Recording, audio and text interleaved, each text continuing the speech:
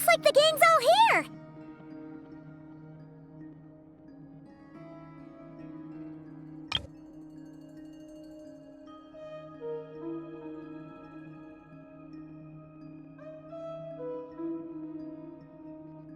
Yep, all ready.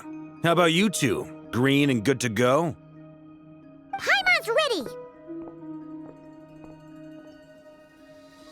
Great, let's get rolling then. Great. Well, first things first. Wait. Someone's here.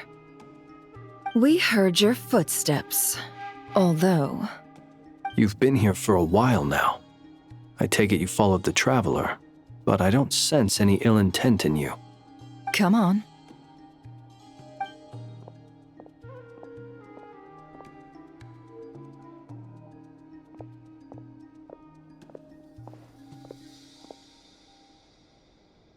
I figured it wouldn't take you long to notice me. I come bearing news from my lady, the Knave. Dottore went through the motions of returning to Snezhnaya, but it was obviously a facade. However, he has not returned to the Kuvaki Experimental Design Bureau, nor has he made an appearance in Nasha Town. Well, in that case, he'll be in his lab way up north. I always wondered why he applied for his own private pad. He was planning this all along. Tell them that Sandrone and I will go on ahead. If they still intend to pursue this matter, they should meet us at the research center in the northern tip of Nod Krai. Nice of Columbina's two best friends to think of us. We appreciate the heads up. Our sincere thanks to the Fatui for your aid. Lady Damselette may have left our organization, but at least some of her colleagues remain genuinely concerned for her well-being. Not to mention that the Doctor's increasingly cryptic conduct gives us great cause for alarm. We have crossed swords many times before, but it's not personal. We're just on different sides. We don't lack humanity. And so, as fellow friends of Lady Damselette, it's only right that you should be in the know about this. Arlecchino's situational awareness has saved us a lot of trouble. I'll leave the map here with you. If you do decide to head to the research center, please proceed with caution. And remember, at least while you're in Nod Krai, Lady Arlecchino's subordinates are your comrades if you want them to be. This is very accommodating of you. We can't thank you enough. Just doing my duty. I shall take my leave now. If you need us, you'll find us at the Experimental Design Bureau.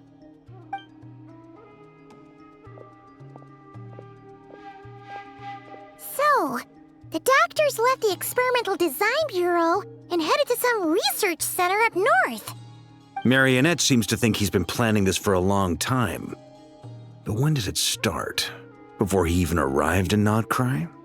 It seems his loyalty to the Tsaritsa is lip service at most. Behind the scenes, he may even be working against her. Whatever his motives, we know that he's decisive and incredibly ruthless. Facing him unprepared would be a recipe for disaster. At this stage, it's difficult to predict his next steps. I suggest we split into two groups. We need some people to stay behind and guard Nasha Town. Well, as much as I'd love to help, infiltrating research labs isn't really my area of expertise. But at least take Cool Your Jet's Ducky with you. It should be some help during the battle.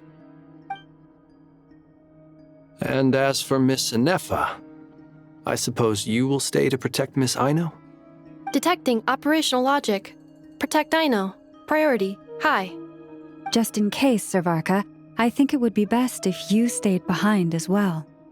You can leave the research center to us.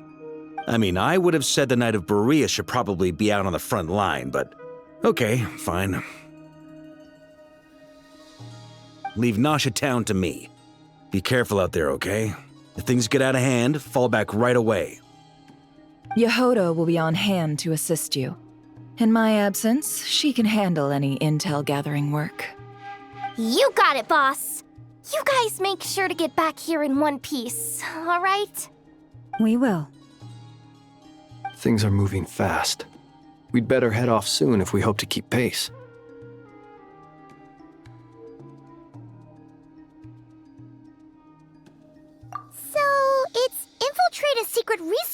facility, or...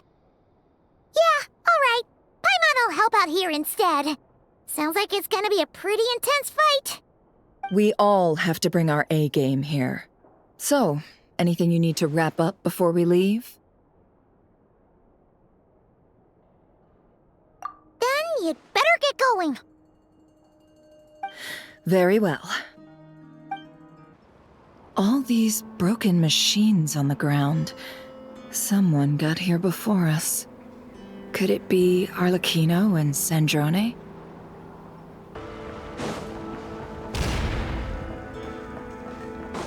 That's quite a welcome party. Sleep beckons. With one heart, we pray. The mystery unravels.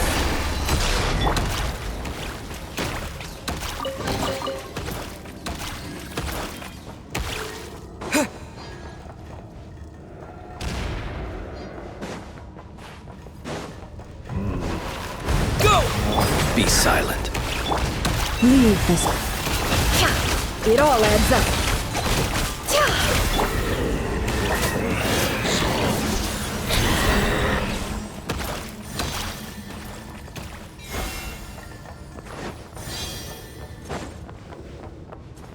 Get back! I said get back! Do you hear me? Why isn't it working? No! Don't come any closer! Don't!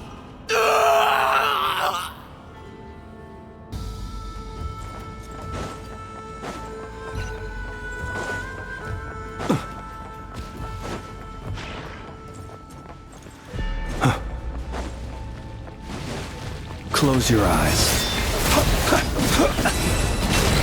Can't hide the truth. You poor souls. May your spirits find peace. Grab that key on the ground. We'll probably need it at some point.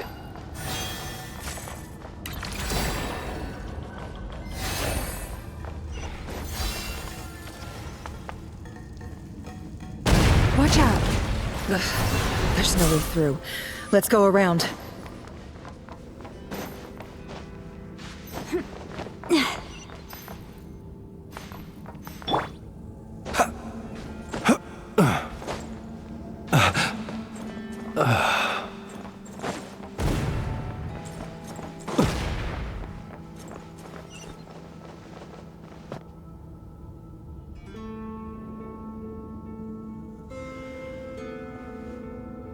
What the?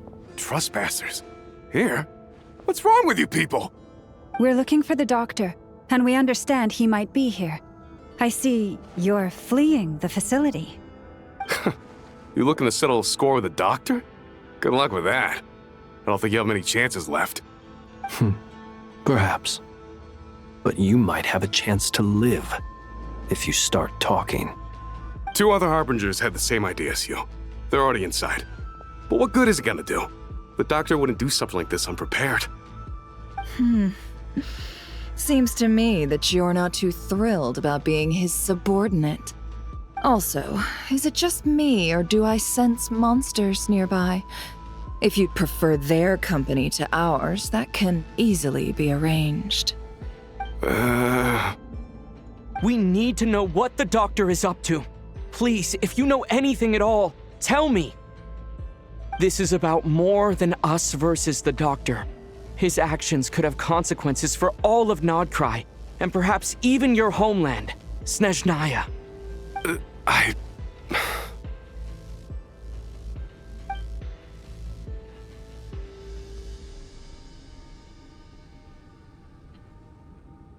He's building something. Ambitious doesn't even begin to describe it. Feels like this could be the big one. God knows how long he's been planning it. A while back, he told us he'd be returning to Snezhnaya. We weren't expecting him back so soon. This time he brought some gemstones with him, or something. 2 of them. The moon marrow spheres. He stole them from their rightful owner, Columbina. Oh, Lady Damselette? Last I heard, she left the Fatui. Before she went, she told us she'd finished what Her Majesty asked of her, and wished to focus on some personal matters. I remember thinking that leaving us might not be the best choice. I mean, I always looked up to the captain the most, and... Back when this all started, the higher-ups dispatched 3 units to Nod Krai to execute their plan. They were led by the Doctor, Marionette, and the Damselette, respectively. I was a part of the Damselette's unit to begin with. She never really interacted with us much. In fact, she seemed sort of detached from everything. Not because she was distracted, just felt like she was indifferent to the world around her. Like she had no stake in anything that happened. She always seemed like she was staring off into the distance. Almost as if she didn't see anything worth living for in the present, so she had to look further afield. That's right.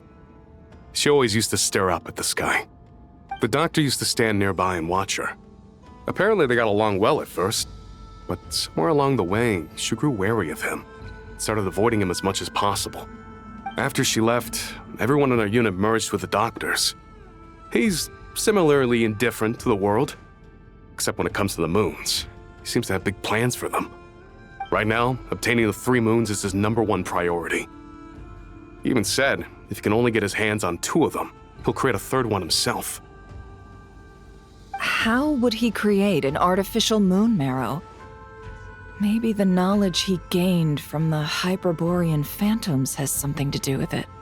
Thank you for cooperating. We appreciate the level of detail. I get the sense that you'd serve under Columbina again if you had the chance. Would that be fair? No, she's no longer a Harbinger. As a member of the Fatui, my loyalty will always belong to the Tsaritsa. I'm only telling you all this because I don't completely trust the Doctor. His actions do not align with the goals that first brought us to Nod Krai. I understand. We'll do everything within our power to stop him. The Knave's unit is based at the Kuvaki Experimental Design Bureau. Maybe you can seek refuge with them. Well, now we know what's going on here. Artificial moon marrow. He's likely well on the way to completing it. Dottore's technological capabilities are far more advanced than I thought. I fear this could get ugly. Everyone, prepare yourselves.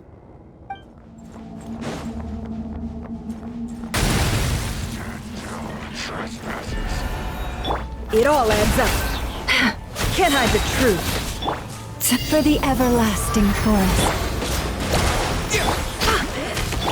Be silent. Observe to dust.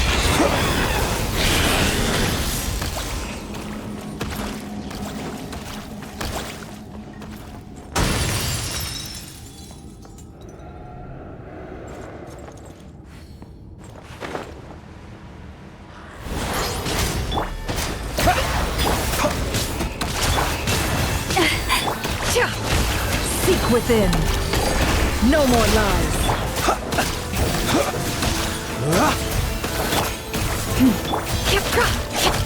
Go! Yeah, wipe out!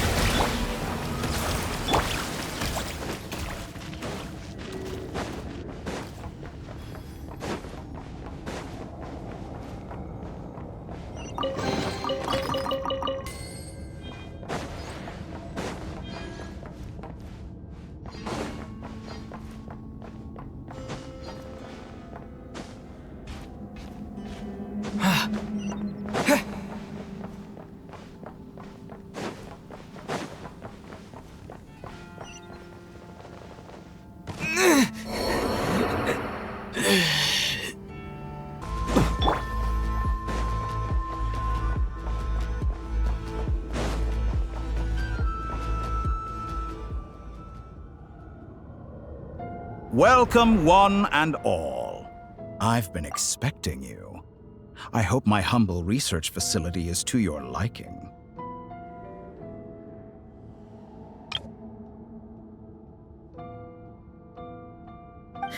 Yeah, we really appreciated fighting our way in through a horde of monsters. The gall. You expect us to believe you've just been patiently waiting for us? Of course I have. Should I be worried about something? Everything seems to be going quite smoothly so far, and you've shown up right on schedule. First Sandrone and Arlecchino, now you. Ah, quite a surfeit of guests I've had today.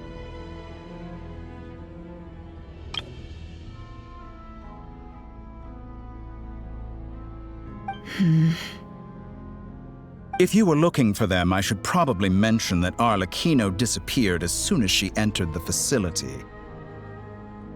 As for Sandrone, why, she stood right here only moments ago demanding answers from me at the top of her voice.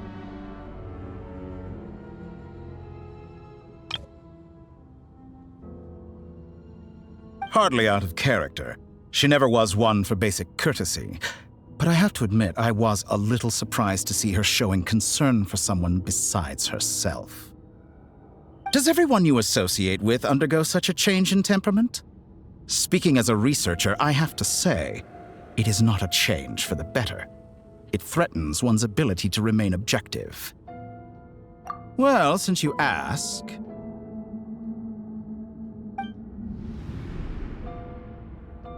So you've got your hands on the moon marrow, and now you're claiming godhood. Don't you think that's a bit of a stretch, Dottore? I must protest what you are insinuating with that phrase, claiming godhood. I am not claiming anything. I am stating a fact. You're a researcher. I'm sure you appreciate the distinction between the two. Huh? Wait, you really think you're all that? You'll excuse me if I'm not being a polite little lady for you. We're colleagues.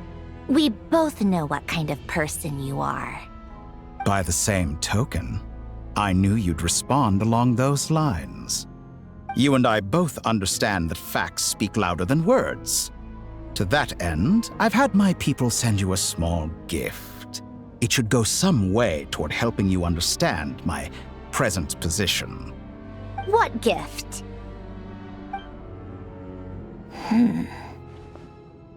Where have all your troops gone? Who knows? Perhaps they are already marching toward a new world, following in the footsteps of an unknown god.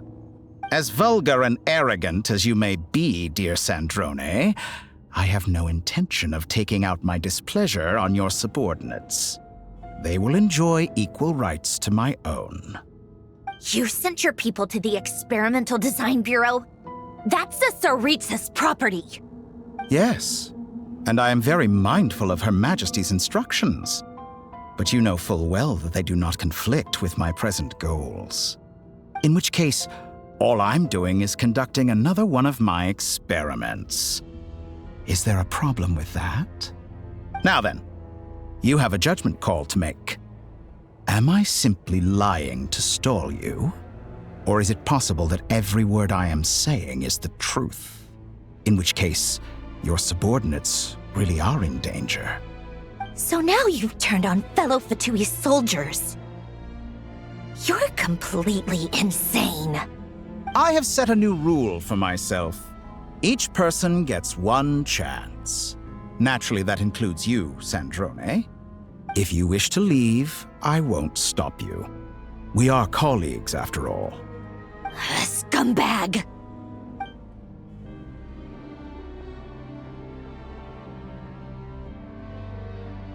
Still, I hadn't counted on Sandrone sparing any thought for the people of this world. Shame. I always found her self-centeredness to be one of her few better qualities. How can she ever hope to achieve greatness when she's so obsessed with protecting her little design bureau? It's more than a little disingenuous to speak of achieving greatness while taking hostages. Or does honor no longer mean anything to you? Honor? I have the marrow of 2 moons in my possession and will soon complete the construction of a 3rd. I will be the god of a new world. And you speak to me of honor? How charmingly naive. Those are sacred relics. You do not deserve them. In my view, many in this world do not deserve to be alive. And yet I mercifully permit them to go on living, do I not? You'll come to regret your actions. Will I now?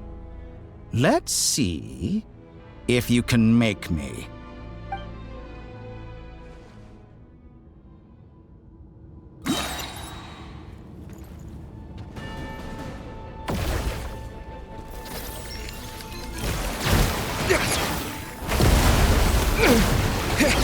Go!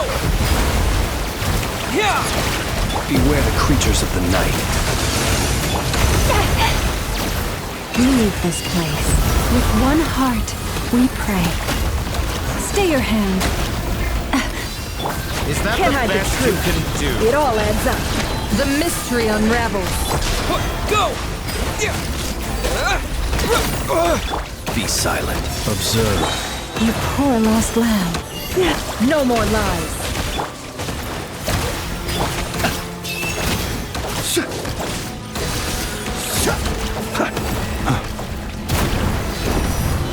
Arlecchino.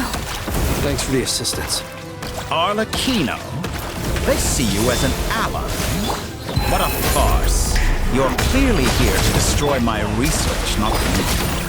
I'd say your research is more valuable than your life. Am I wrong?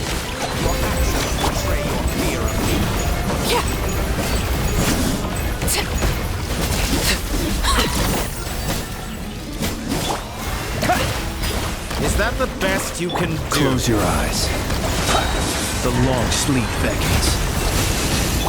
By the Frostmoon of old. Forest, protect us. Get lost! Your actions The deception betray your ends fear. here. It all adds up. Laid bare. I expected so much more from you. Wipe out! Observe. Do you fear the dark? You poor Can't hide the truth.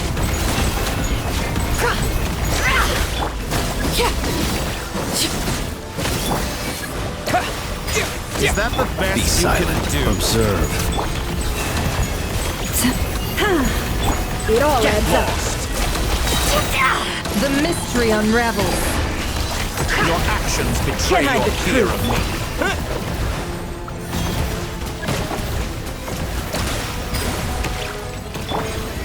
With Dottore is too powerful with the artificial moon marrow in his arsenal.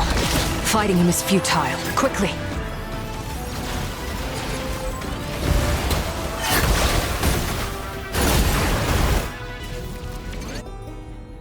Let's go. I've always thought it is wiser to flee than surrender.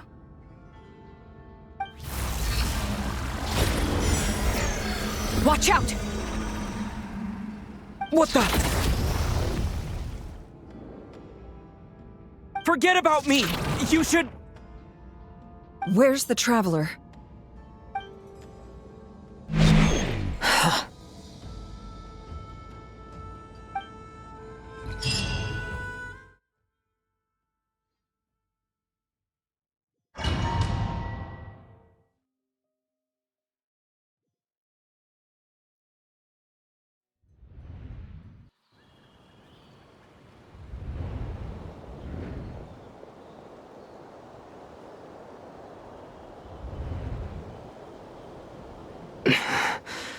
What just happened? Nasha Town? How did I get here? Strange. I remember being trapped by Dottore during the battle. And now all of a sudden, I'm here. Something weird is going on. I guess I'll start by exploring the area. Huh? Traveler? What brings you here at this hour? Huh? What are you in the mood for today? A hot dog? Or something else? We've got some special discounts at the moment. Want to see the menu? Sorry, I'm not hungry right now. Ah. Well, feel free to take a seat for now. Let me know if you change your mind. Everyone seems to be acting normal. Am I just overthinking? Oh, darling, look who it is. One of our regular customers. Get the traveler something to eat, would you, dear? Wait, why is he talking like that? Well, I'd love to, but can't serve a customer unless they order something. Anyway, I take it your business is wrapped up? Yes, thankfully. It was a long trip, and it's left me feeling pretty exhausted. But the upshot is, I won't have to leave again for a good while. We can have some quality time to ourselves. Wait, these two are a couple? I see some kids around too. I didn't know they had a family. Hey there! I haven't seen you in ages! What's keeping you so busy? I've been looking forward to playing with you again. You forgot already? You're silly. Daddy brought you over to our house recently. We had some snacks together. What is she talking about? We've had a lot of customers over the last few days, so we've been real busy. And like my mom always says, some people are more than just customers. They're friends.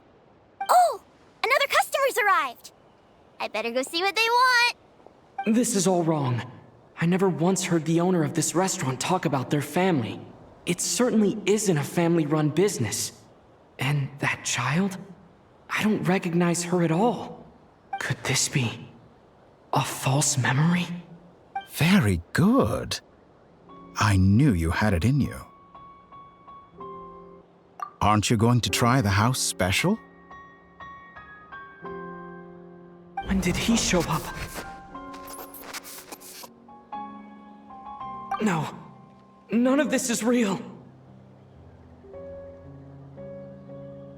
You don't seem to like it here. That's fine. We can change venues.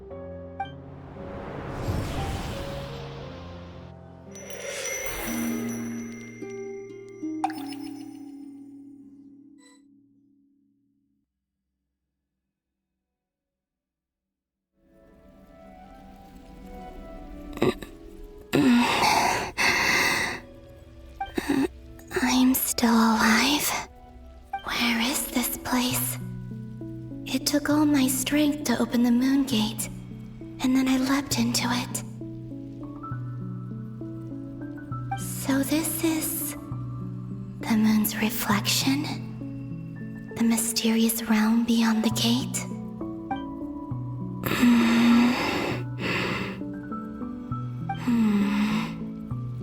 I can't sense anything. I guess I could try opening the gate once more.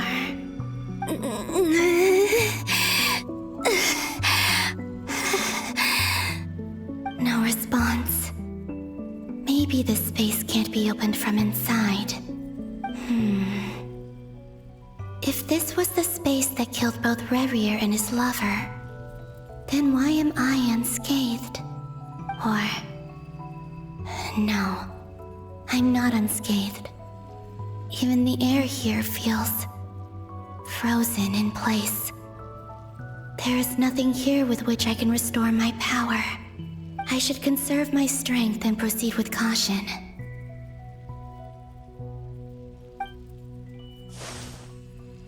I don't believe Dottore's scheming will stop just because I escaped. If there is any chance that I can get back to the others, any chance at all, I must return.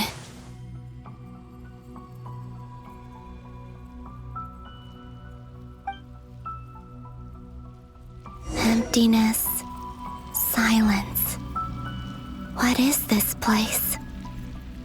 Or maybe the real question is, what is it for? What's this? Looks like it responds to my power.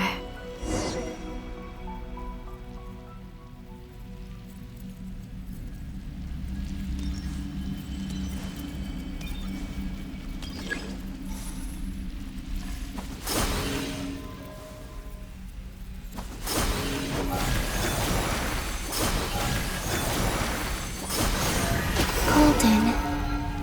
Like Kuvaki. Is it some sort of guide?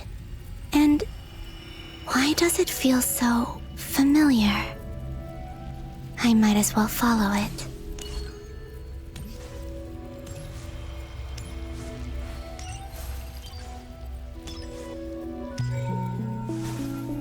Where does this lead? Could it be the exit?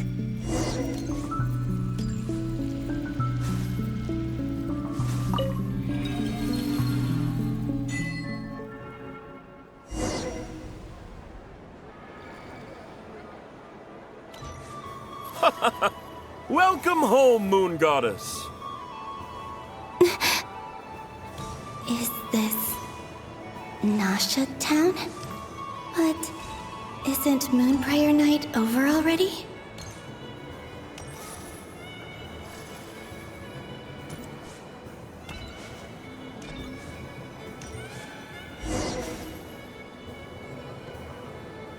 Goodbye for now, Columbina. I hope you have a wonderful night. I will. Llama, everyone else, and me? Are these my memories?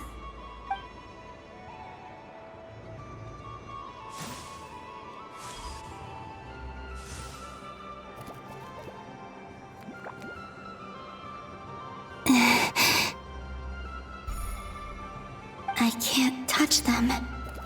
It's as if we're separated by some impenetrable power.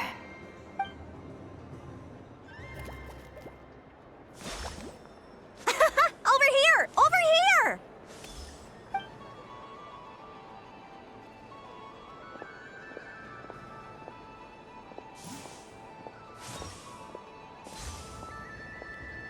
But the people in these memories pass right through me.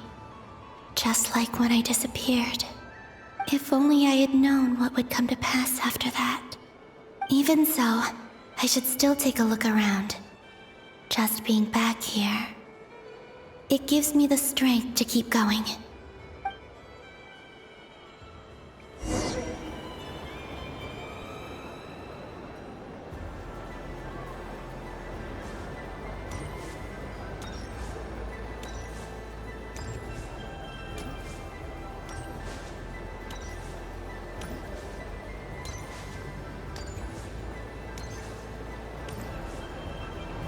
Welcome home, Moon Goddess. Oh, you're the genuine article. Alice was right. This Moon Prayer Night was worth watching after all. Oh, yes. That was the fortune-telling stall run by Barbeloth from the Hexen Circle.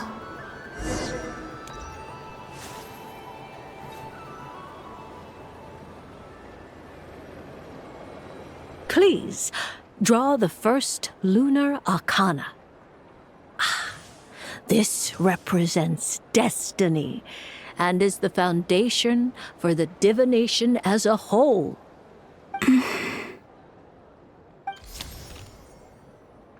My destiny. I believe the card I drew was the moon. Now that I think about it, Barbeloth's divination was absolutely right. It's almost time to draw the last card. The one that represents the future.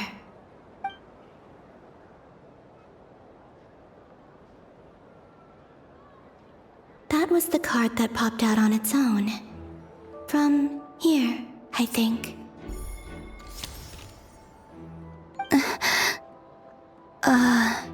Kuvaki Pulse? What? Fascinating. I've never encountered this before in my role as a diviner. What's going on? Did that card leave the deck? Because of my influence? All I did was try to touch it, and then... Maybe this memory space is not untouchable after all.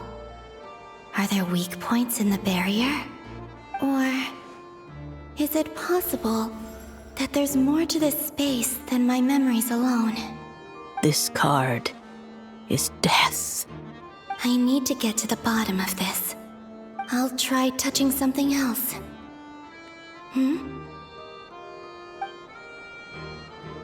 Is this the wind?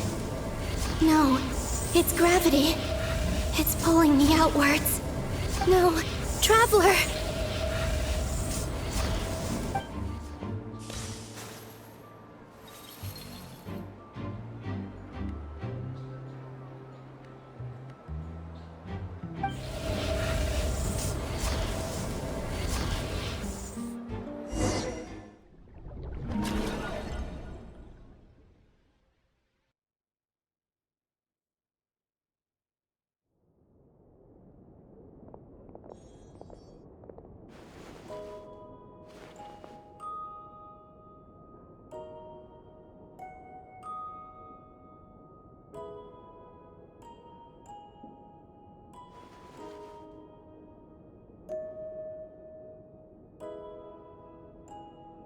Paimon, listen to me. From the bottom of our hearts, we are so sorry. We completely understand how you must feel. The Traveler is trapped, and we all feel responsible for it. Don't say that! Paimon's not a little kid! You didn't leave him behind on purpose! There was nothing you could do! But... He's all alone in there! What if something happens to him? What are we gonna do then? We've barely spent any time apart since we met. Is he gonna die? We must find a way to rescue him. We were all involved in the operation where he was captured, and we do not abandon our comrades. That being said, it won't be easy. Through conversation with the others on our return, we've arrived at a basic idea of what we're up against. Dottore's lab has clearly been in operation for a lot longer than we realized. We found many monster samples stored there. In all likelihood, they were materials he used to research his latest technology. We also know that through his contact with the phantoms of Hyperborea, he gained knowledge about the moons and certain Hyperborean technologies. Using this knowledge, he then fashioned an artificial moon marrow to serve as a replacement for the frost moon beyond the sky. Unlike Columbina, Dottore is not being rejected by Teyvat. And even with 2 of the 3 moon marrows, his power far exceeds all of ours combined. Once his 3rd moon marrow is complete, Dottore will have completely seized the authority of the 3 moons. Teyvat's most primordial powers will then be in his grasp. Does that mean... I'm afraid so. No one could have predicted this level of insanity. Not even from Dottore. And unfortunately, his insanity is coupled with an intellect and ambition that not even his peers in the Fatui can match. This is dire. Sounds like the world is done for. The 3 moons' authority can influence the very fabric of time and space. I dare not imagine what a monster like him would do with that kind of power. The trouble's already begun, I'm afraid. On our way back, we discovered that part of Nod Krai is being enveloped by an unknown energy. We cannot ascertain what is happening inside. I'm convinced this is Dottore's doing. Not that there's any way to prove it. The issue is, we have no idea what his intentions are. The only thing more frustrating than facing down evil is knowing that it will surely come, but not knowing when. The Doctor is guilty of numerous crimes at Mondstadt as well. One of our knights, well, former knights, his father was murdered by Dottore. His ideology and methodology are a danger to everything in his path, from individuals to entire nations. He does not feel guilt, even when he acts against his own people. He doesn't see them as his own people, that's why. People like him see everyone else as beneath them. Right. He views other people only in terms of how they can benefit him. That's the basis of all his social connections. Granted, he's hardly the only harbinger to pursue their own interests. We all do. And Her Majesty is gracious enough to permit it. Still, her mercy has its limits. Dottore's actions have gone beyond even what the Fatui could have imagined. Usurping divine authority to become a god. For a servant of the Tsaritsa, that goes beyond being disloyal. It's treason of the highest order. We can't expect him to heed the Tsaritsa's will once he gains the 3 moons' authority. Even we harbingers consider him the most self-interested among us. Poor Traveler. Of all the people to get caught by... We have to go save him right now! Please! We gotta find a way! Paimon, I promise you, we are with you all the way. I get how you feel.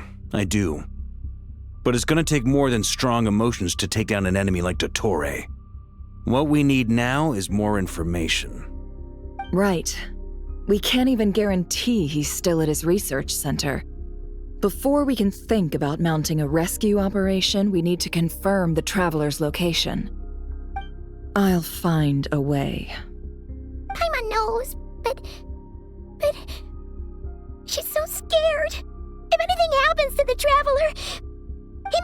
strongest person Paimon knows, but he's still human. He feels pain and bleeds just like anyone else. Then think things through before you stick your neck out. Unless you want to lose your head. Sandrone. Miss Sandrone, you're okay? Put the stuff over there, and be gentle with it. Am I okay? As you can see, I've had to move my whole livelihood out of the Experimental Design Bureau. It's been swallowed up by Dottore's energy field. If I'd left it any longer, I probably would have gotten stuck there. Ugh, Dottore always goes a little loco when he finds a shiny new toy. Not that he'd ever admit that. But this time, he's gone full psycho.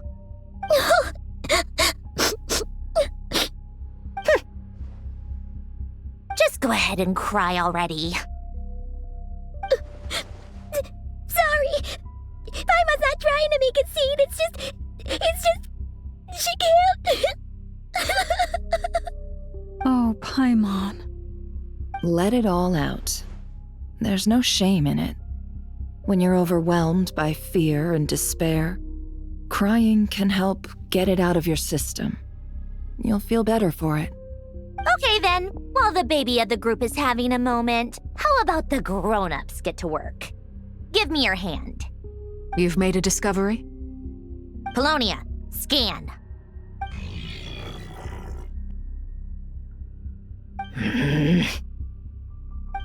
You, hand, now. Oh, I thought you'd never ask, my lady.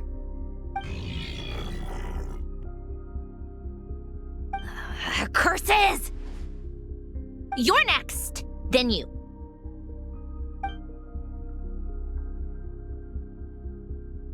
Dottore, you son of a... He's done something to us! Everyone who entered his research center has been implanted with some sort of curse. I don't feel anything unusual at the moment. Does that mean it hasn't activated yet? Is there a way to figure out its purpose and what might trigger it? My best guess is Dottore created it using the Moon Goddess's powers. 1 second, analyzing. Ugh! That friggin' maniac! So, what twisted game is he playing this time? The moment I analyzed the energy composition, some encrypted text appeared in my mind's eye. And when I deciphered it according to the Fatui standard encryption protocol, I got the following message. Feel free to run, or you will perish in Nod Krai. He's mocking us.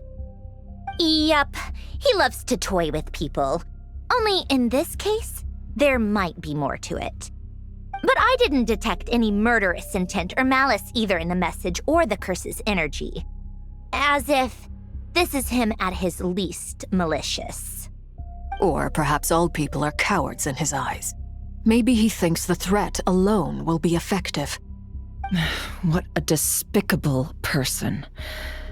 And he has the Traveler in his grasp. If I may, as unhinged as Dottore may be, he has always exercised great patience with the objects of his interest. I remember a comment he made when we first arrived in Nod Krai. He said, "This world is, on the whole, an exceedingly dull place. But at least there are a few intriguing features, such as the gods, or the Traveler. Presumably, they interest him because they're unknown quantities. He wants to understand as much as he can about them." Agreed. The Traveler is Tevat's fourth descender. All Harbingers are aware of this. Since Dottore took such pains to capture the Traveler, he is unlikely to kill him right away. Okay, but we still have to do that rescue operation. Of course. I also think we need to read between the lines with Dottore's message. If he's encouraging us to run, that means we mustn't leave Nod Krai under any circumstances.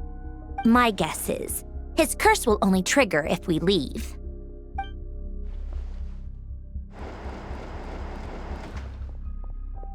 We've discovered multiple energy fields. Albedo is still attempting to analyze their structure. He told me to report back first. Each field is slowly growing, swallowing up more of the surrounding area in the process. And the pace of their expansion has increased since we first examined them. He's probably trying to swallow Nod Krai whole. His nefarious ambition knows no bounds. If this continues, the whole of Teyvat will be in trouble, not just Nod Krai. The loss of Columbina could not have come at a worse time. Do we think she's truly gone for good? She entered the space beyond the Moon Gate, knowing what became of Rerir and Thelindis. I'm sorry, but I fear the odds aren't good. Don't be ridiculous. If I know her, she's busy finding a way back as we speak just so she can annoy me. She isn't dead. Whatever has become of her, the fact remains that we are two comrades short on the eve of a decisive battle. We need to find out the Traveler's location, but there is also other work to be done. Agreed. Whatever Dottore is planning, we have to get the local populace somewhere safe. So, as well as a rescue mission, we have to organize a mass evacuation at the same time. It would be best if someone could approach leaders of neighboring nations and negotiate emergency asylum for Nod Krai's inhabitants. Can anyone handle that? Snezhnaya is one option. I'll see what I can do. This would be so much easier if the Traveler was here. No! Stop thinking like that, Paimon. Paimon will join you. She's pretty well connected thanks to the Traveler. Maybe it'll come in handy. Either way, that's what the Traveler would do if he was here.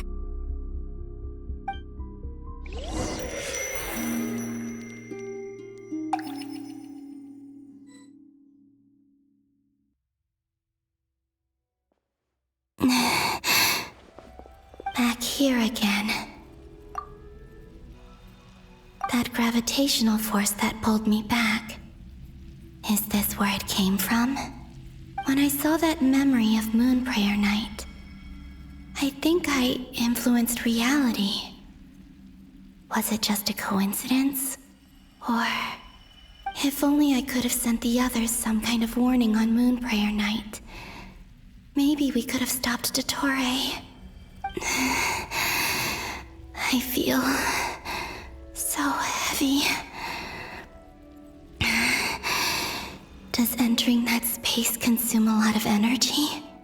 Well, even so, I have to keep moving forward. Back to emptiness and silence again. I should try and find my way back inside that memory.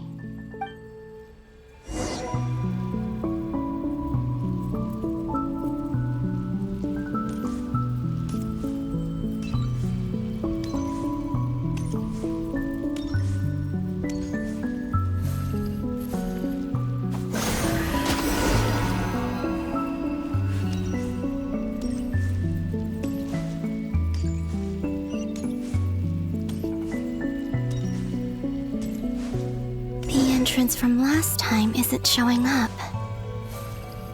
What looks like I need to gather these scattered fragments.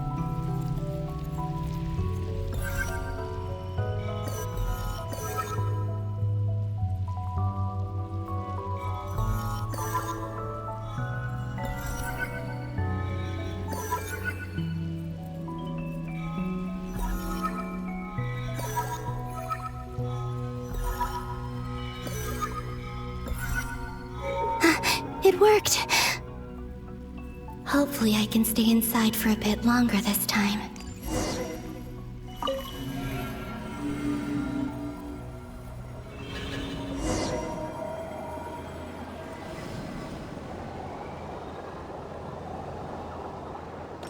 Ad Astra Abyssosk. Welcome to the Adventurers Guild.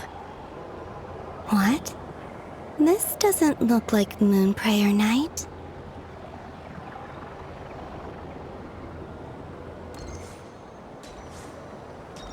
Extra, extra! Latest issue of the Nasha Express! I don't think I've ever been here. Maybe this space isn't comprised of my memories after all. There aren't any festive decorations around. Is this Nasha town after Moon Prayer Night ended? Did Dottore's plan not affect the town? Or is no one aware of what happened because he used the Three Moons' authority? Let me see if I can influence anyone else. So, what do we do next? Wait, that voice. Paimon? The most important thing right now is to find that mage. Lauma the Traveler and Mr. Varga are here too. I'd better go pay the Fatui a visit. Traveler!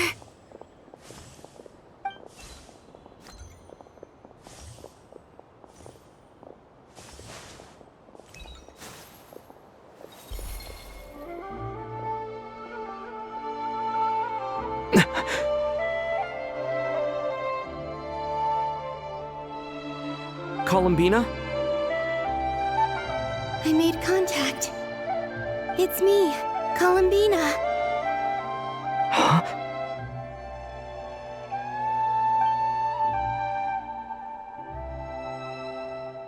Traveler? Let's go! This is no time to be spacing out!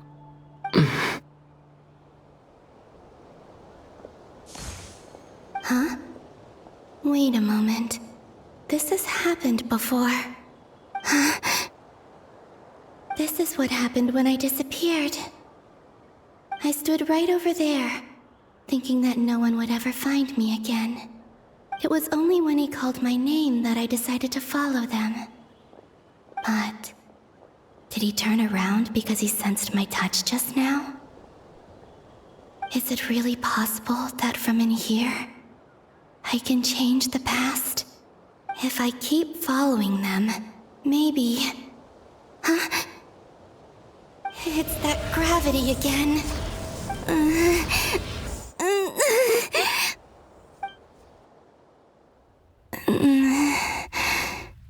Every time I influence reality within that space, this force intervenes and pulls me back. It's as if it's trying to stop me from leaving.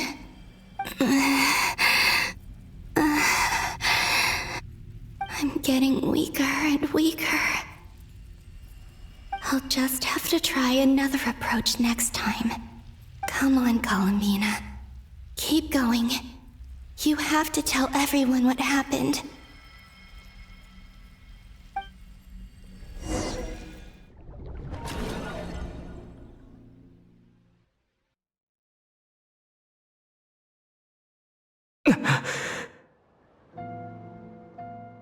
Suddenly, I've been plunged into darkness.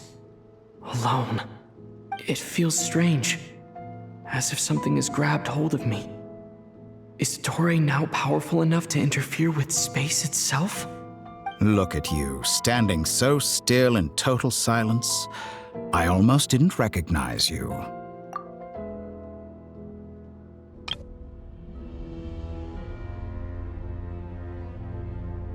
Hello there, traveler. He seems to be in a good mood. Wait, what's that behind him? Ah, so you noticed. This is the completed Trilune. 2 primordial moon marrows and 1 artificial specimen. You are wary of it. Good. Maintain that reverence. You performed well in that recent battle. Brave and reckless as always. Courage is the sign of a true hero, and impulsiveness is the hallmark of those who strive to advance. I say this not to belittle you. Most creatures are far more timid by comparison. 3 moon marrows? Does that mean the artificial one is now complete too? Well spotted. What do you think? For a replica I built myself, I dare say it looks the part. Dottore, are you planting illusions in my mind? I have no interest in fooling your eyes. On the contrary, I hope to show you the true essence of all that you see before you. Is this not a beautiful city? People live in peace and find joy in their work. The streets are safe. People can even leave their doors unlocked at night. You might say it is the Elysium everyone dreams of. All available data indicates your values and worldview conform with the mainstream. This kind of society should be quite to your taste. False beauty is deceitful. Lies are to no one's taste. I wonder, is it your moral standards that are too high? Or your expectations of reality? Answer me this. If someone existed in a sweet dream from the moment they were born, a dream in which they never once felt pain, which do you think they would consider superior? The dream or the reality? That's pure sophistry. It has nothing to do with your actions. As I suspected. You have yet to understand all of this for what it really is. What do you want from me? You sound impatient. Do you think the only reason I'm keeping you is because I want something from you?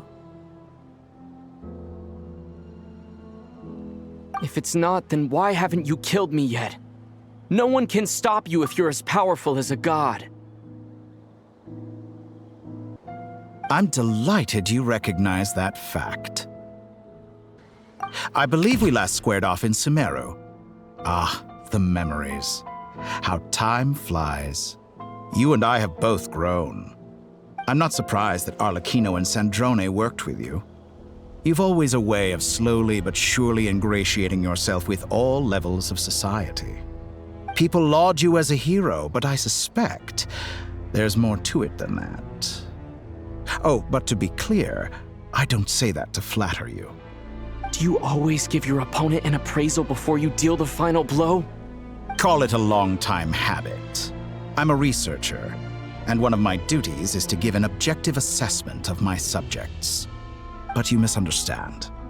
We are not opponents. Not at this moment. I just want to talk. Think back to Tartaglia, Arlecchino, Capitano, Colombina, and now even Sandrone.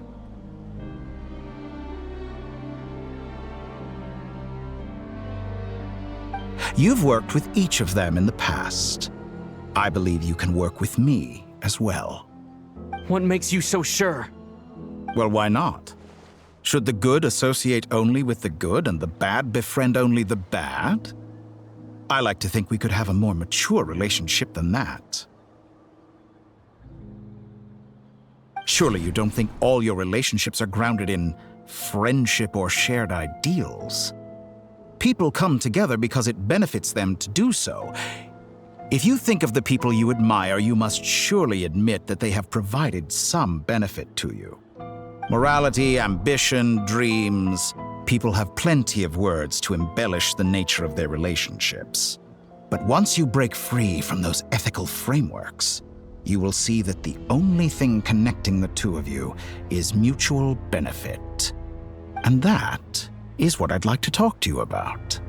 We're finally getting into it. He's probably been planning to kidnap me for a long time now. But for what exactly? He has the authority of all three moons. I won't be able to gain the upper hand in a fight. Best if I pretend that I'm willing to negotiate for now. You say you're a god, but you also speak of mutual benefit. What could a god want that the three moons cannot provide? Excellent question. But before I answer, I would ask you the same thing. Gaining Colombina's allegiance was a rare and extraordinary feat. But the Moon Marrows are now in my hands, and I have the edge over her. For this artificial moon is not being rejected by Tevat. Her identity and lineage may have been a thing of glory in the old world, but they were also shackles that prevented her from ever integrating into Tevat. I, on the other hand, you may view me as a thief, but I have overcome that limitation. So what is it that the three moons cannot grant you? What stops you from negotiating with me to get what you want? I don't make deals with lying psychopaths. That's quite an accusation. Are you expecting me to get angry with you? Well, this is one aspect in which my personal growth has served me well. In the past, my less mature self might have been disappointed, perhaps even angry, over a small setback like this. Like when you and Lesser Lord Kusanali joined forces to oppose me, for example. But things are different now. Just as the rich do not quibble with the poor, I no longer find myself perturbed by these trivial affairs. Human relationships end with conflicts of emotions and interests. But relations between humans and gods are different. And ours is even more unique. I have ascended to the highest heights and laid claim to unprecedented horizons. And you were no ordinary person to begin with.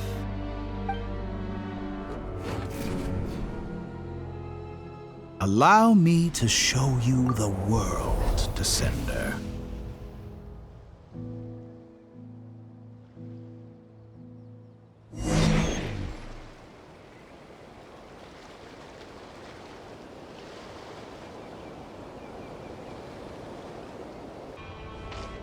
To stand, walk, jump, sit, and lie down. These are the most common of behaviors.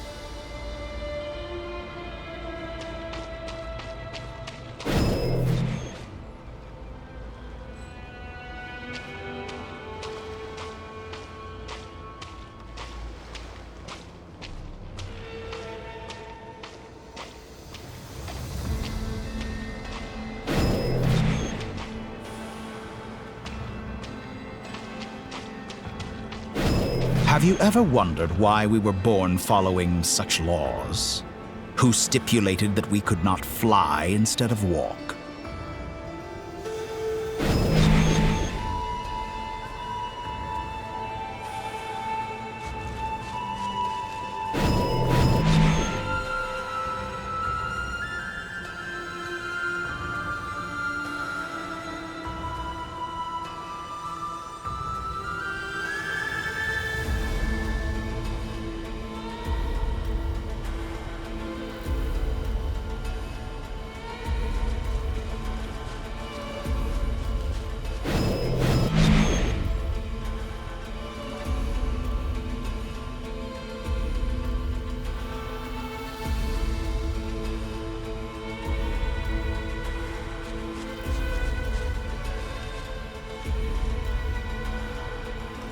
Someone of your talent and experience must surely know of the 4 great rulers who serve the heavenly principles.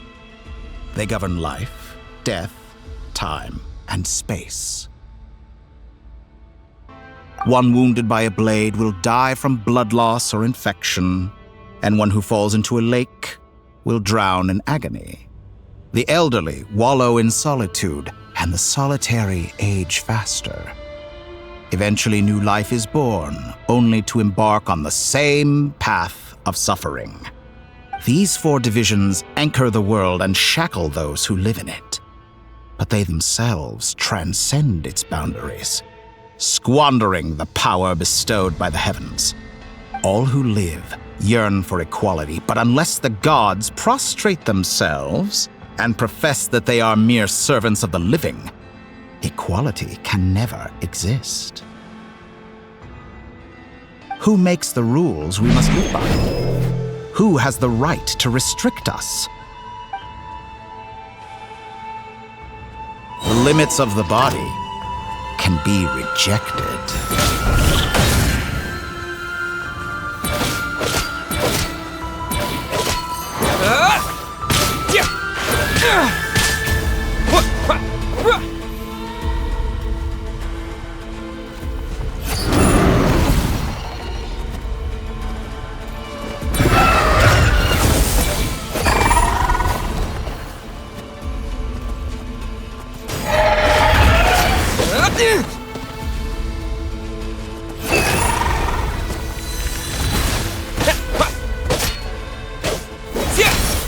How does it feel to be among those with absolute power?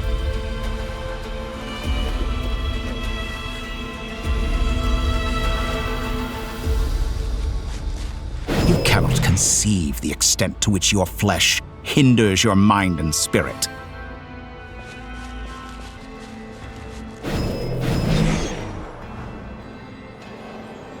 Only by discarding our useless, primitive eyes can we perceive a new world. How narrow-minded we all were in the past. Why should the final answer of the world not be the power that predates those of life, death, time, and space? The power of the Trilune. Through it, I have glimpsed new experimental possibilities. Nature suppressed, authority exiled, souls controlled.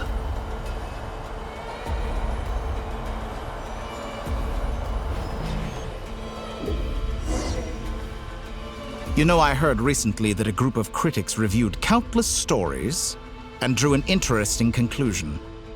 They found that it is more often than not the villains who strive tirelessly to push the boundaries of progress. In fact, long before this, someone voiced a similar idea in an academia editorial. I felt a great affinity with this perspective. I have never been afraid to step up and play the role of the villain. Fanatics are trampled down for their transgressions, and those who transcend are rebuked for their audacity. And so, the majority of creatures are too timid to follow my lead. But all sacrifices made during my experiments have been worthwhile, as you can now see. I can offer you something new, something unique, precisely because I am a villain. Think about it. We are eternally bound through mutual interest. Can you truly say you would never turn to malice if it could give you the life you dream of? After all, what value do perfection and purity really have? They are fragile and feeble things, utterly tedious. I say, better to be governed by a flawed humanity than a gnosis. The true seeker of knowledge is the villain who undergoes countless tribulations in pursuit of their goal. I'm sure many people have told you that you're different. Because I'm a descender? Exactly. Very clever. But what has that got to do with you? I do not conceal my wicked deeds, my selfish desires, or my greed. A true researcher must act as I do if they are to understand and speak of the truth. And yet, a knowledge seeker like myself will inevitably grow tired of studying Tevat beyond a point. You have traveled to all corners of the world and met many people. Along the way, there have been moments when you were misunderstood or even became a wanted criminal. And all the while, you have spent your days doing some of the most mundane jobs in the world. You fight and toil, claim minuscule rewards from my friend Pantalone, then you fight some more, winning some battles and losing others as your search goes on. And this cycle continues, with no end in sight. Surely you must sometimes grow weary of being stuck in this same loop day after day. We're completely different. I embrace everything that life throws at me. I am engaged in every step of my journey. How does that make us different? I too embrace what life brings, researching everything that interests me. Think of all the novel things I've managed to create, like the artificial moon marrow. Don't you see? As unique a specimen as she was, even Columbina is not irreplaceable. Take that back! She's gone because of your actions! I didn't say that to anger you. Though admittedly, I don't see what there is to be angry about. Anything Columbina could do for you, I can do better. I know what your ultimate goal is. You wish to walk the path your sister walked, and seek answers from her at the end of that journey, don't you? Someone like you could never understand what it feels like to care about another person the way I care about her. Perhaps not, but that doesn't mean I can't help. I could find your sister right now, bring her before you, and make her give you the answers you seek. Don't be so presumptuous. He'll never begin to understand the situation between us. Oh, no. This is no presumption. I'm only offering what I know is possible with the power of the Trilune. But it seems like you would sooner continue with your journey through this world. Why? Do you truly desire this journey? Or is it simply a necessary process from which you cannot escape? Think of all the time and energy you have spent, everything you've had to endure just to make it this far. Is this really what you want? Or has your hand been forced by the promise of that final answer? Yes, you have made many friends. But do they ever spare a thought for the void in your heart and what it yearns for? What you want is not friends. It is family. But do they know this? I, on the other hand, am far more considerate. Join my experiment, and in return, I will bring your meaningless journey and all its struggles to an end. This is a malicious attempt to manipulate me. But at the same time, he's stating some very human truths. Of course he's right about my predicament. How can I deny it? I have faced ungrateful strangers, never-ending troubles, an endless quest for answers. I want to see her. After everything I've been through, words can't describe how much I miss her. How much I want to be reunited with her, wherever you are right now. Do you miss me too?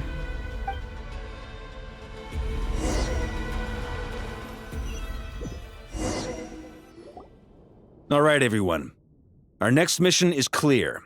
We need to contact all the major organizations, explain the situation to the public, and then begin the evacuation. The residents of Nod Krai are quite dispersed. The two most populated areas are the Southern Isles and Pyramida. Miss Lauma, I will leave Hisi Island and Nasha Town in your hands. I will liaise with the Fatui and Pyramida. Agreed. We will reach out to Natlan and Snezhnaya. Anyone found north of the Experimental Design Bureau should follow the Fatui to Snezhnaya. As for those dwelling south of that line, I will ask the Voynich Guild to help persuade them to leave. Then I, Mr. Varka, and the Frostmoon Scions will escort them to Natlan. The Voynich Guild has dealings with the Curatorium of Secrets. I will send them a letter vouching for your credibility. Yehoda, you should help Lauma. This is too big of a task for one person. My wish has come true. You're willingly lending me your most capable employee for the day. Well, good for you if all this only takes a day. Of course, if it takes any longer, I'll be charging a fee. Boss, wait! Don't I get a say in this? Oh, I'm sorry. Something to add, Yehoda? Well, no one's more important to me than you, boss. And remember how Lauma healed your eyes after that big battle? I think that's worth at least 2 or 3 days' work for the Frostmoon Scions. Are you completely incapable of acting in your own self-interest? Or do you simply devalue your own labor? Are you sure you don't want to come with us? Who will see to our other work if we're all busy evacuating residents? Sandrone insists that Columbina is still alive, and we have a traveler to rescue. There's much to be done. But boss, I'm just worried that... Well, Nefer, I'll link up with you once my tasks are complete. What makes you think I'd need you to do that? I'll need it. And considering the way you approach certain matters, I think you'll be better off with me present. That's quite enough. Just focus on your work first. I bet we're in for an uphill battle here. But we can help out too. Inefa and I are gonna help Nasha Town's residents carry their stuff. Loading schedule. Store essential local research data and technology samples, then escort the people to Natlan. Understood. I will execute this to the best of my abilities. Great stuff. Thank you, ladies. I've contacted the Lightkeepers. A colleague of mine will join us shortly. I will persuade them to conduct a thorough search of the region to ensure that no civilians get left behind. As for me, I guess I'll be making an early return to Sumeru. I think it's important that someone informs the Dendro Archon of what's going on in Nod Krai. Roger that. Someone should inform Mondstadt, too. Mr. Duran, can I trust you to handle that? I think you fly faster than any of us can run. As an added incentive, get there fast enough and I'll see about getting your gliding exam waived. Really? Ha! Mission accepted, sir.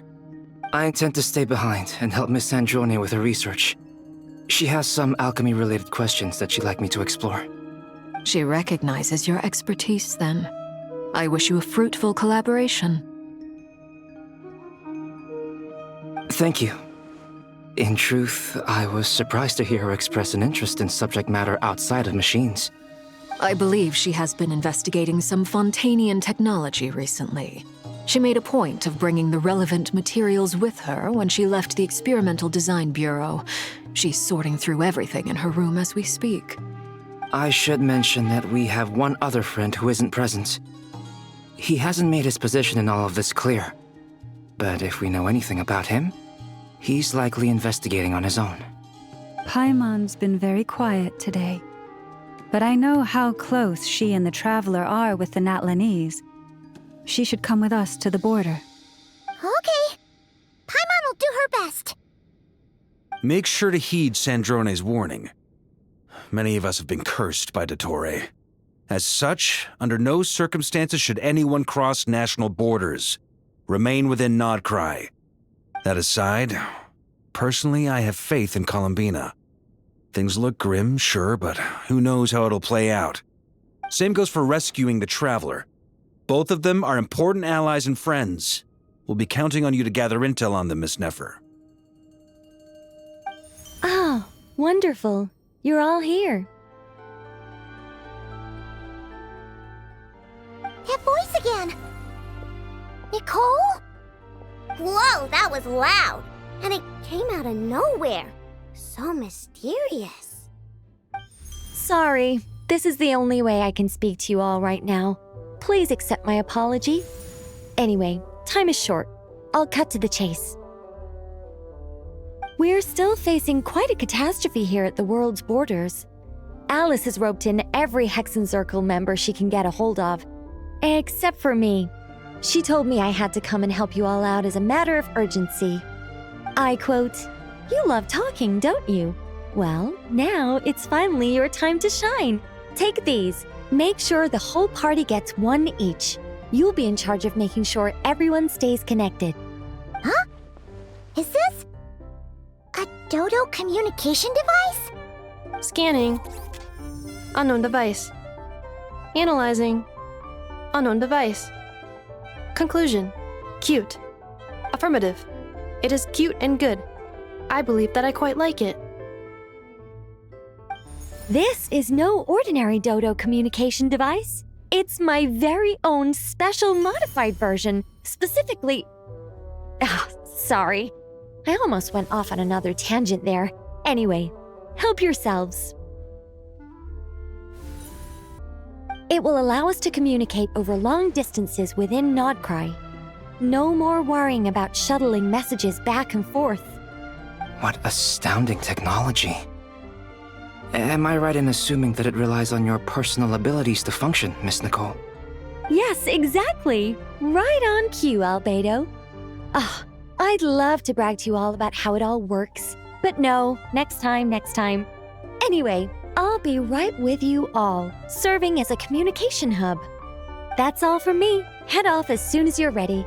I'll be staying here to keep watch, and I'll be sending you my blessings.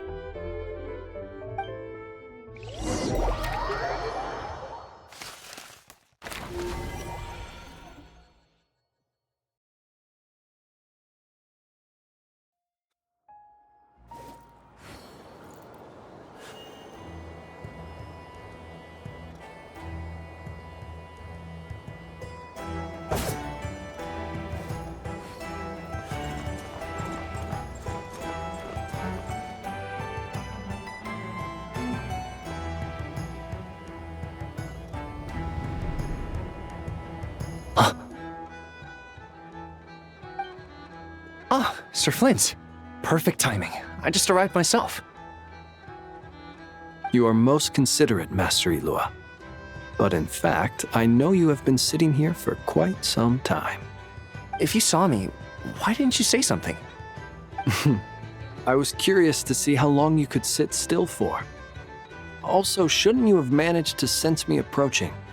That would be a first. You always seem to appear out of thin air without making a peep. Also, how many times do I have to tell you not to address me as master? I don't qualify. I beg to differ. Why should a young man so well versed in social graces as yourself not be worthy of that title? Please, Lord Flint's... Sir Flint's. I'm begging you, don't flatter me into complacency like you do with everyone else. You understand me better than most. My newest acquaintances tell me I love complimenting others. What do you think? I think they don't understand why you do it. You just love puffing people up till they're a big, happy ball of hot air that floats away into the sky. In all sincerity, I can only hope that they bring good tidings when they come back down to Earth. Is the situation that bad? We just held a strategy meeting. Let me fill you in.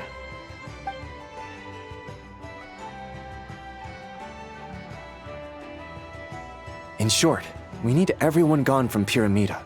We also need a team of Lightkeepers to scour the more remote regions of Nod Krai for civilians to evacuate. I only hope we have enough personnel. We do. Old Man Nikita will definitely help, and we can recall anyone out on patrol to focus on this instead. Good. I'm sure you and the others will make short work of this. Now, don't forget, once you've completed this task, make sure you and the rest of the team evacuate to either Snezhnaya or Natlan as well. Flint? If you've got something to say, Master Ilua, why not guess what I'm thinking right now? You mentioned that you have something else to deal with later. How difficult is it going to be? I doubt it will be easy. I know you're a Lightkeeper, and it's your duty to protect others in times of crisis. But I have a feeling that you'll be walking into grave danger. However bad things have gotten in the past, Nod Krai has never faced a mass evacuation before. But from the sounds of it, you don't intend to come with us. I don't mean to pry, and it's probably none of my business. But whatever it is you're intending, you don't have to go through with it, you know. I've been afflicted with some sort of curse, and I'm told it may well trigger if I set foot outside of Nod Krai. As such, I cannot leave. I have to act, if for no other reason than to fight this curse. What? No. Why? Why would anyone want to curse you? There are plenty of people out there willing to trample over others in pursuit of their own goals. Frankly, Sir Flint, I am furious. You're making light of what is an incredibly serious situation. Indeed I am. And? And what? I told you, I'm furious about this. Nothing I can do about it, I'm afraid. Things happen, and we just have to deal with them. If you find yourself feeling angry, perhaps start by drinking a big glass of water. Hey, you mean you're completely unmoved by my anger? I'm devastated. Then allow me to express my sincerest regret. Come by the lighthouse sometime. We'll catch ourselves a few fish, have a little barbecue, play some cards, and bask in the sun. Maybe I need to spell this out. Lean in a little, Flint. Oh my, this doesn't bode well. Word is that you were caught up in a real horror show recently. People were amazed that you returned safe and sound. They've been debating whether you're even human. I've returned safe and sound from plenty of crises. When you say people, do you mean other people? Or do you just mean you? Fine. I'll be frank. You're not human, are you? Heavens. Now that's a horrifying thought. You know what? Forget it. We'll revisit this once it's all over. A sound plan. Albeit a little ominous sounding. Just promise me you'll come back in one piece, all right? For you, Master Ilua. How could I refuse? Also, please pass my regards on to our colleagues. Tell them, thank you all for your assistance. Please put safety first as you proceed with the operation.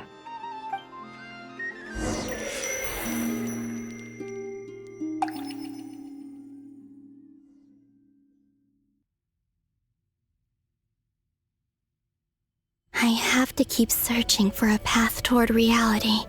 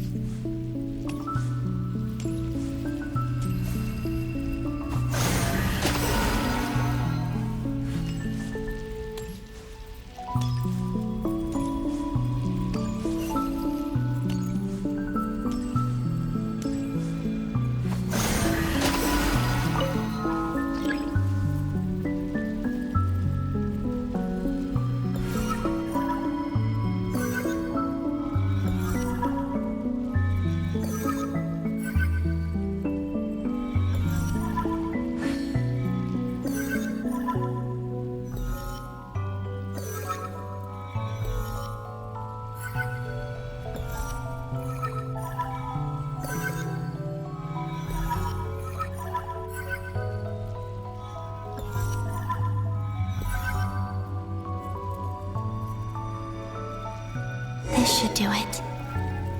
The last 2 times I tried to influence reality in this space, it consumed a lot of Kuvaki. I'll try and be more careful this time. I need to leave key clues behind using less power. I hope everyone still remembers what I said on Moon Prayer Night.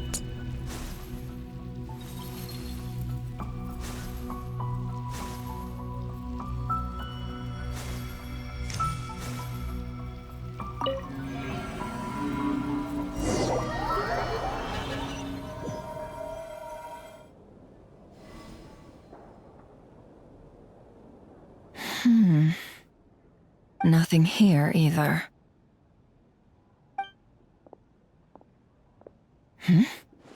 Flints? Ah, Miss Nefer. What are you doing here?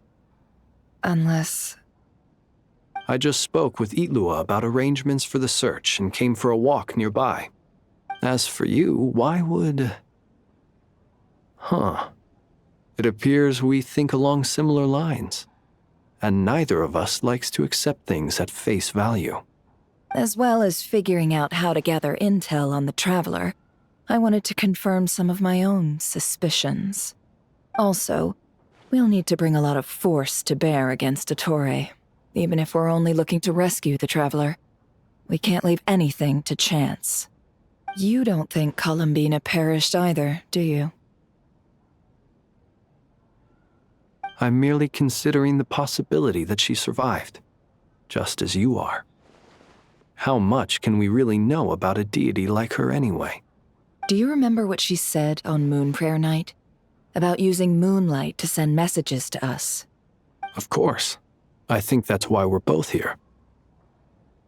Where have you checked so far? I've been focusing on the outdoors. Anywhere the moonlight shines. I checked most of Nasha Town, but didn't find anything. I checked the Curatorium of Secrets, and a few rooms where I thought I might find some leads. But no luck here either. The only places I haven't looked yet are the rooms in the flagship. But process of elimination isn't the only thing that brought me here. Oh, really? What's your other reason? After all that build-up, our mystery ally never showed up even once!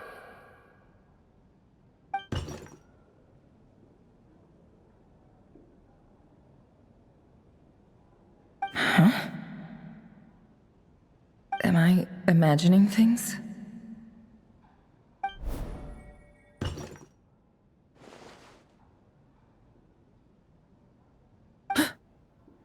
Come on, let's see what's going on. Oh no. I knocked over a vase as soon as I came in. It must have been caused by a Kuvaki fluctuation when I entered the space.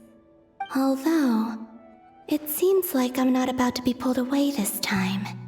It looks like as long as I'm careful with my actions, it doesn't count as influencing reality. Anyway, is this the flagship? The Traveler mentioned that's where he was staying.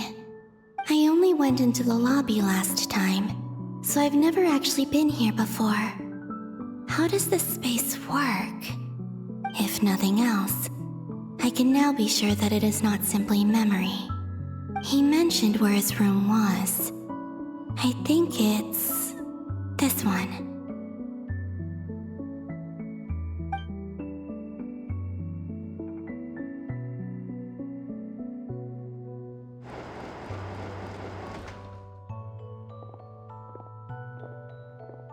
The door is closed.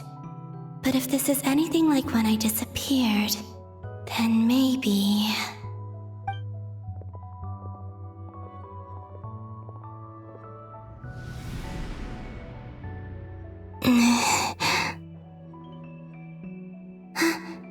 I'm in. He and Paimon aren't here at the moment. I hope he's okay. I wonder what happened to him after that battle with Dottore. Best not to dwell on that for now. I need to try and leave them some clues.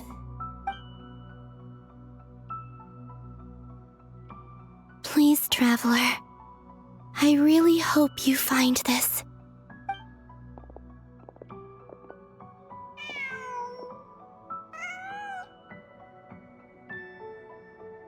Huh.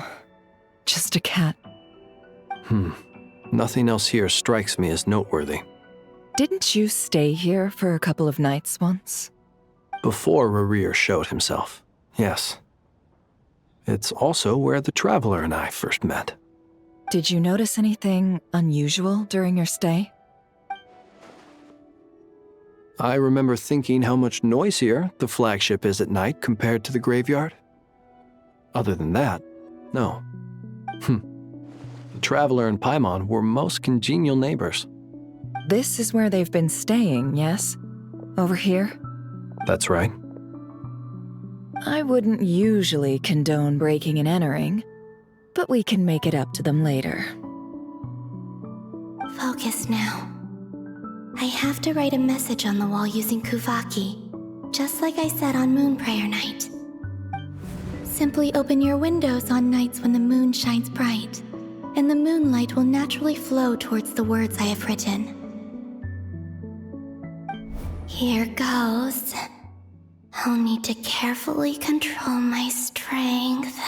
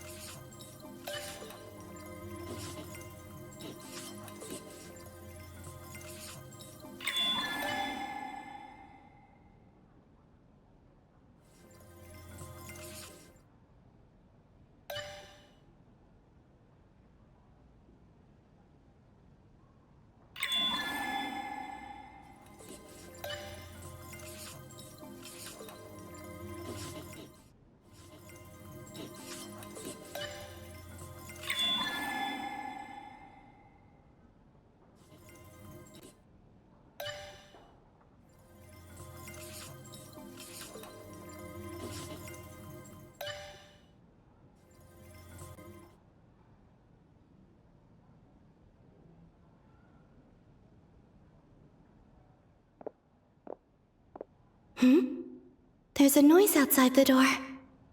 Is he back?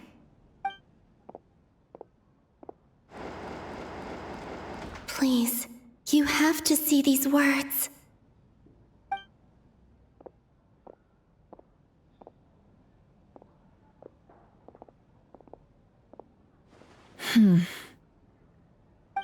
Well, do you sense anything? Unfortunately, no. Then this place was our last chance. Not necessarily. We've only looked in Nasha Town so far. Miss Columbina said she would leave messages at her friends' dwellings. It's still worth checking where Miss Lauma lives and where I live. Let's try and make some time to look into those then. Wait. What are you waiting for? Oh, Paimon might have overeaten slightly. What's that look for? This is a victory feast. It's normal to eat a little more than usual. The Traveler in Paimon. It's really you. But why are they talking about a victory feast? Huh. You worried Paimon sick while you were out there fighting Rare. So this is your chance to make it up to her, alright? Wait. So this is the night after the battle against Rare. How did I end up here? That's quite a long time ago now. Wait. Time. That's it. Every time I've entered reality within this space, it's been at an earlier point in time. Every one of those points has been before I fell into the moon's reflection. And everything I've done to affect reality really did happen in the past. Does this mean that within the moon's reflection, time flows backwards? Starting from the moment I fell in? Not long till Moon Prayer Night now. It's gonna be even livelier than tonight. Although, it's gonna be sad saying goodbye to the damselette. She seems like a really nice person. Paimon. No, I can't. Even if I make contact, they probably won't understand what's going on. And in any case, I'll likely get pulled away again if I do. Instead, I have to find a way to get them to notice what I've written using the moonlight. Wait, even I hadn't thought of doing that before Moon Prayer Night. They'd never conceive of that possibility. Is there truly no other way? Don't lose heart. We'll find a way somehow. Huh? Oh, you say that, but the Frost Moon is beyond the fall sky. If we wanted to go visit her, how would we make it through to the other side? We might not have all the answers now, but I'm sure we'll find a way one day. Huh. Guess someone's gotta be the optimist. The present. The future. That's right. There are still things I can do. What's your plan?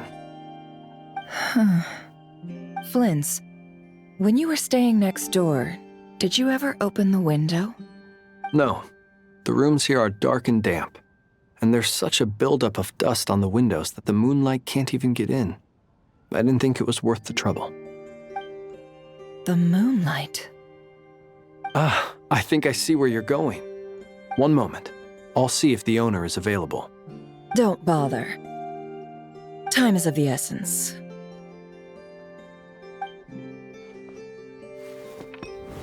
Time. Even if no one sees what I've written at this moment, maybe someone will remember what I said after Moon Prayer Night. I need to write down as much information as I can. And maybe one day...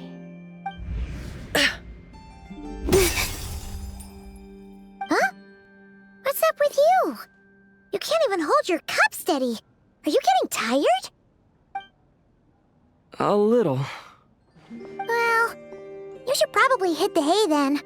You've had a really tough couple of days for you.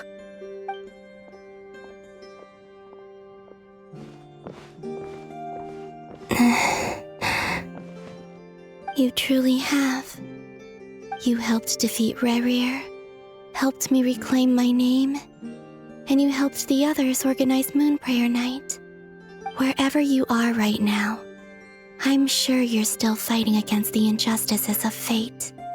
This is all I can leave for them. How I wish I could stay here. But it's time for me to go. I hope to see you again in the next time, and if the opportunity presents itself. I will surely return to your side. Huh. Columbina. She's alive. Not only that, but she's left us an entire wall's worth of clues. She even wrote down what would happen on Moon Prayer Night. It's just a shame we found it too late. I am here. Time in this place flows backwards. I am constantly moving forward. It sounds like she's found a way to influence the past using Kuvaki. But her future is our past. So, these words have been here ever since we defeated the Ray Hero Solnari. We just never discovered them. Which came first, the chicken or the egg? Do you ever mull over questions like that? Only when I'm in a good mood and at leisure. Well, I never do. Everything that has happened already belongs to the realm of fact. As a business person, and especially an intel broker, what I do is extrapolate from those facts to try and read the future. An admirable philosophy. It's a means of survival. Let's go. We have a wall's worth of clues to share with the others.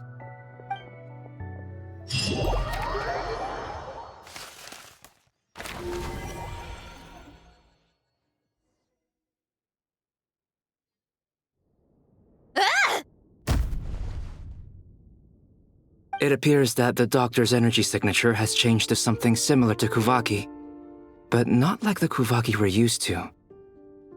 Nod Krai's Kuvaki devices will only have a limited effect on it. I can see why you've chosen to place your hopes in alchemy instead. Also, I must say these books are rather profound. My subordinates just shipped them in from Fontaine. Some of them are from the Narcissenkreuz Ordo. Some are incident reports from Petrichor, and then there's a few test reports for these junk machines.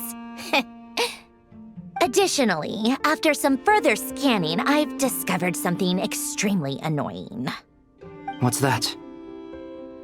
Teyvat's skies contain multiple moons. A long time ago, when I did my first scan, I detected 3, just as the legends say. But when I checked again just now, I detected 4 moons. So there's one extra? Yeah. Originally, I thought that if I could still find 3 moons, that would at least mean Columbina's still alive. But then it occurred to me that apart from the frost moon, Teyvat's moons are just husks.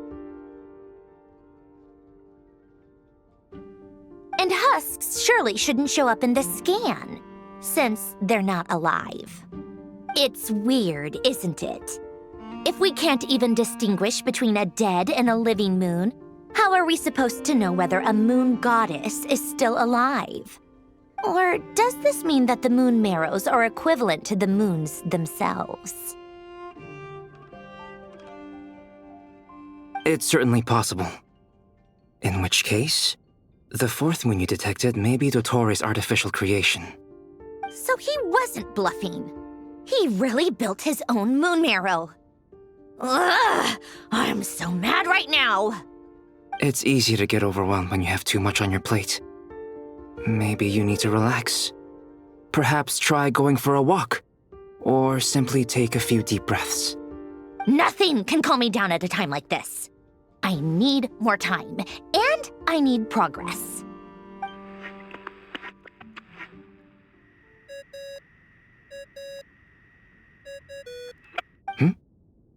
It's Mr. Flynn's. I really hate that ringing tone. Ugh. First the 4 orthants of the Narcissenkreuz, then moon marrows. Now what? Oh, sorry if we're disturbing you. Might I ask what's troubling you? What do you want? We're busy. Are you still at the Curatorium of Secrets? Yeah. Look, everyone else is still out, so there's no hurry. Plus, I'm busy, so I would appreciate if you gave me some space. Even though we have crucial intel to share? Fine, I'm listening. Do you intend to share it via the Dodo communication device? Ordinarily, I would, but this is a unique situation. I think it's best that we discuss it in person. See you at the curatorium.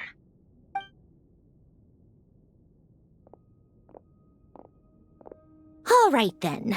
So, what's the situation? The rest of the team is still out working on their missions and evacuations, but we've decided to fill you in on the most crucial information first. Sandrone, you were right.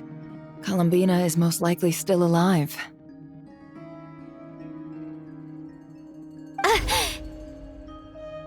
That's the best news we've received in a while, by a long way.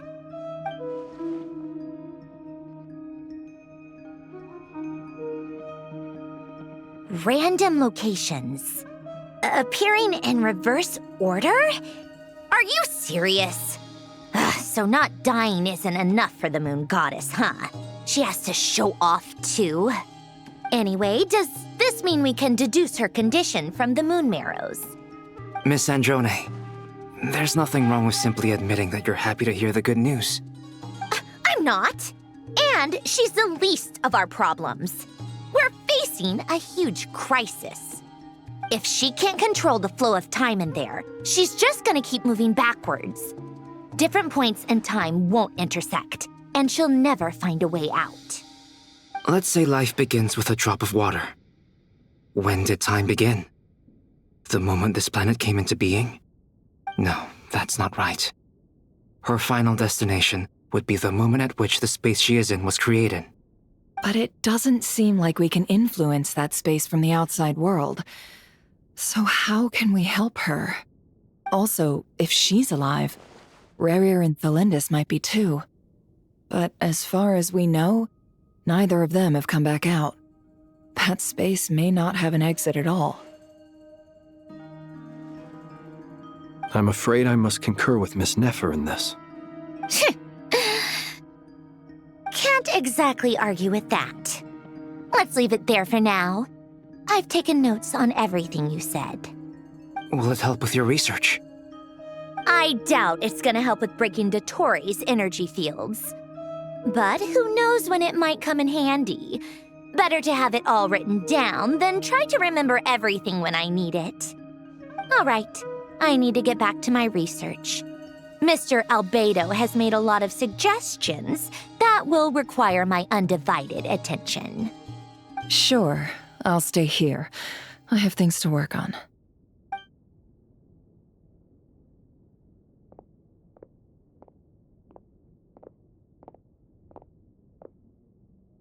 Paimon, are you there?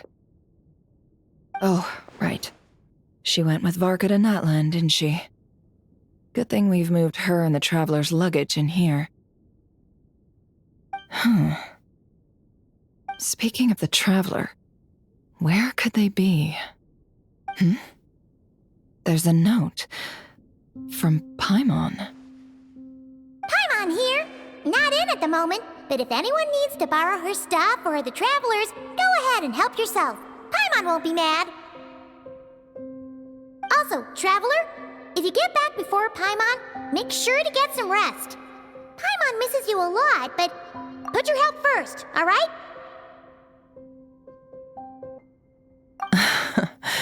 How sweet.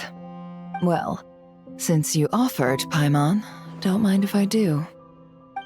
This is the Traveler and Paimon's luggage. All the items they use day to day are here. It's well organized. I wonder which of them is responsible for that. What do we have here?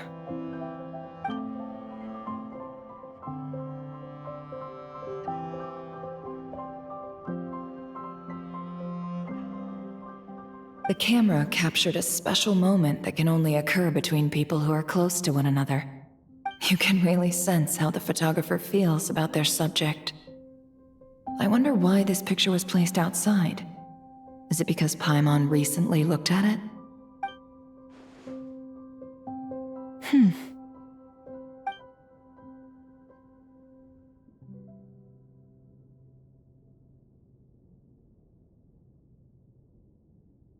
This must belong to the Traveler. Perfect. I'll use this. Hang in there. We'll find you.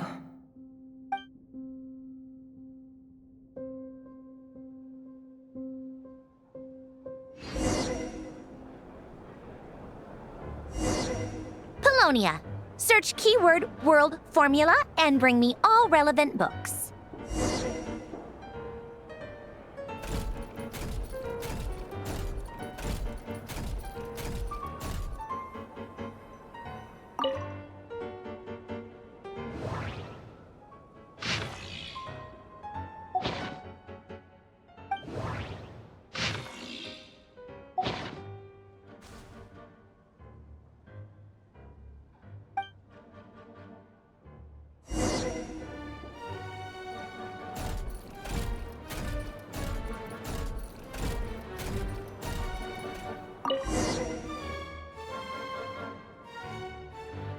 Let's see. This one is on Tonki's sermon dictation concerning the apocalypse.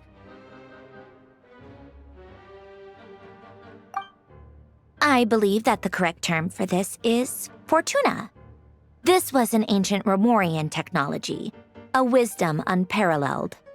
I never imagined that Remorian ideas would be so similar to the diagram I have named, the world formula. This is strong evidence that human civilization should gradually shed possibilities as it continues to explore and evolve.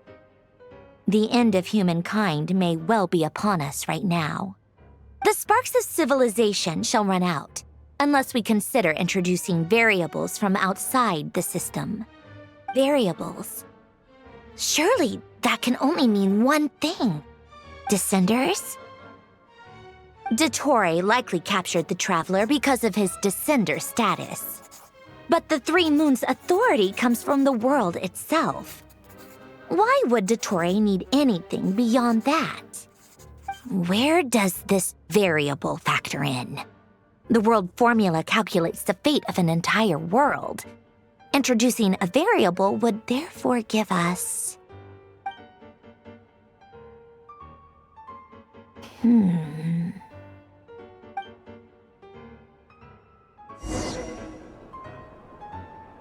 Polonia. Search keyword pathway and bring me all relevant books.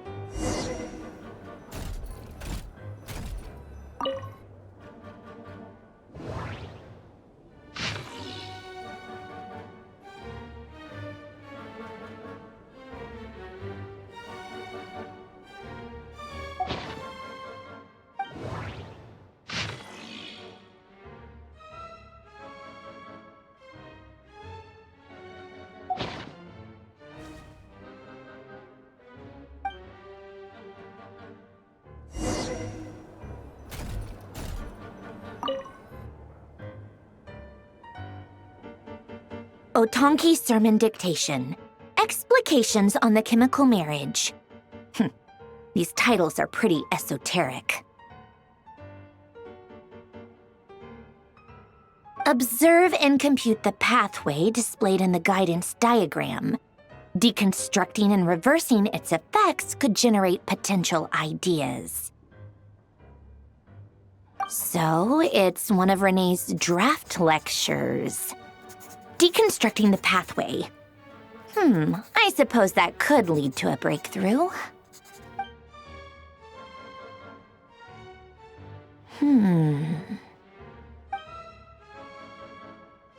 This is so long. This guy sure loves showing off his knowledge.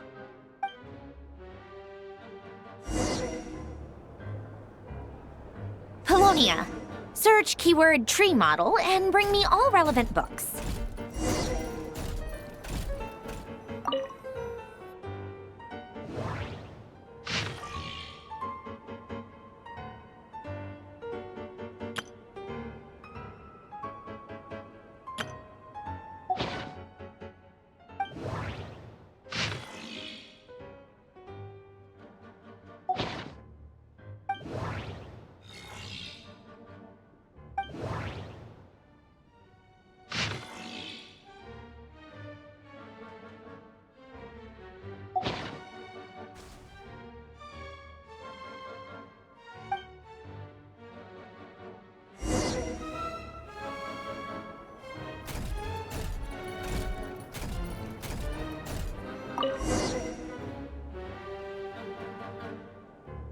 Most of the experimental devices proposed by the Lilia Crucis Ordo are built based on the simple and basic logical structure of a tree model.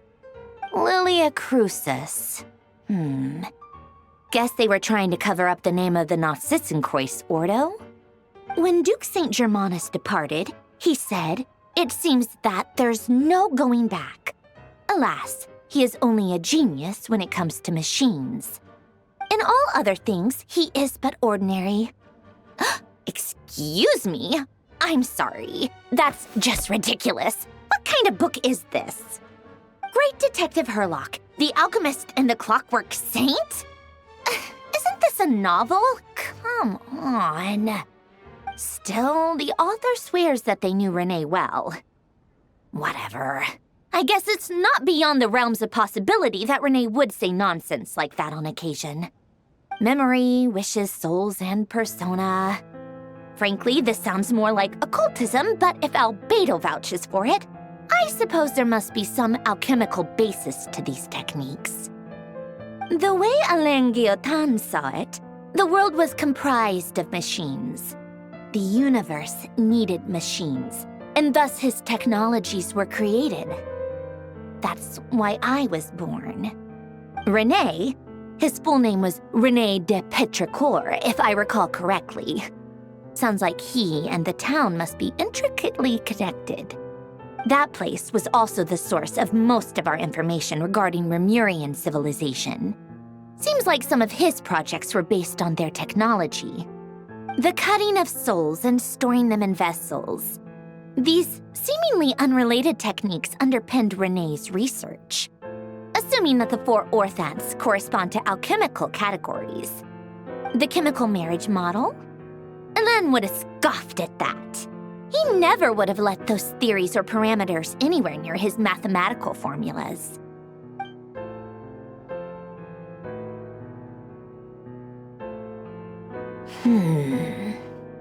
What was Alain's view on René?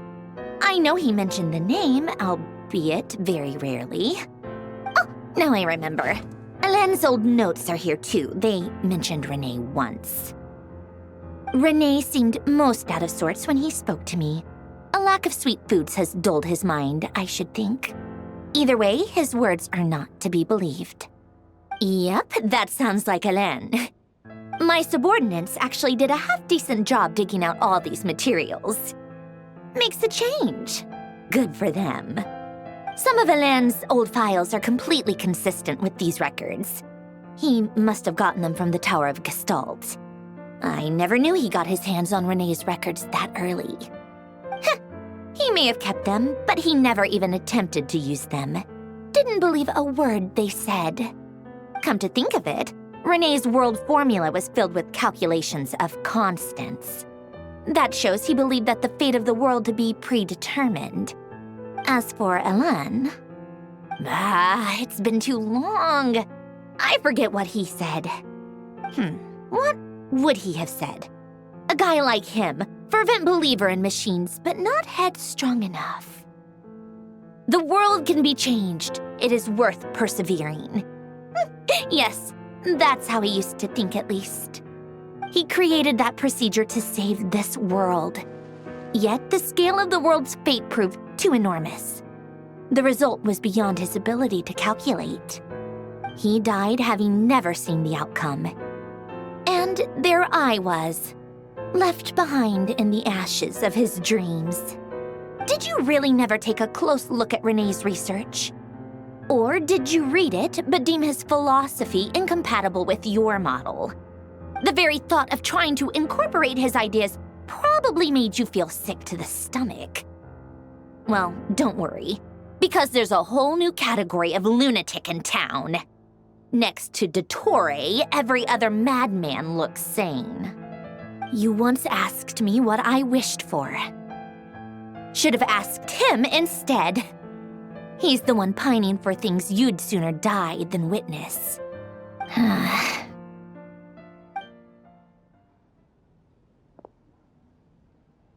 Even the tiniest variable can make big waves in the present. Now then, Allow me to put these incompatible fragments together in your stead. First, establish and verify the existence of the Great Circle. Absolute nihil on one end, absolute reality on the other. Now, search between these two extremes. Then, the construction criteria. Variables.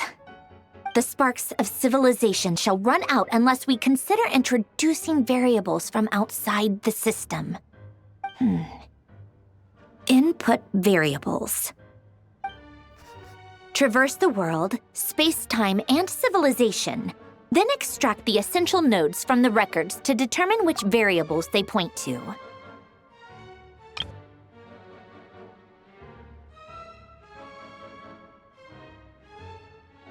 The primordial power that differentiated itself from the void.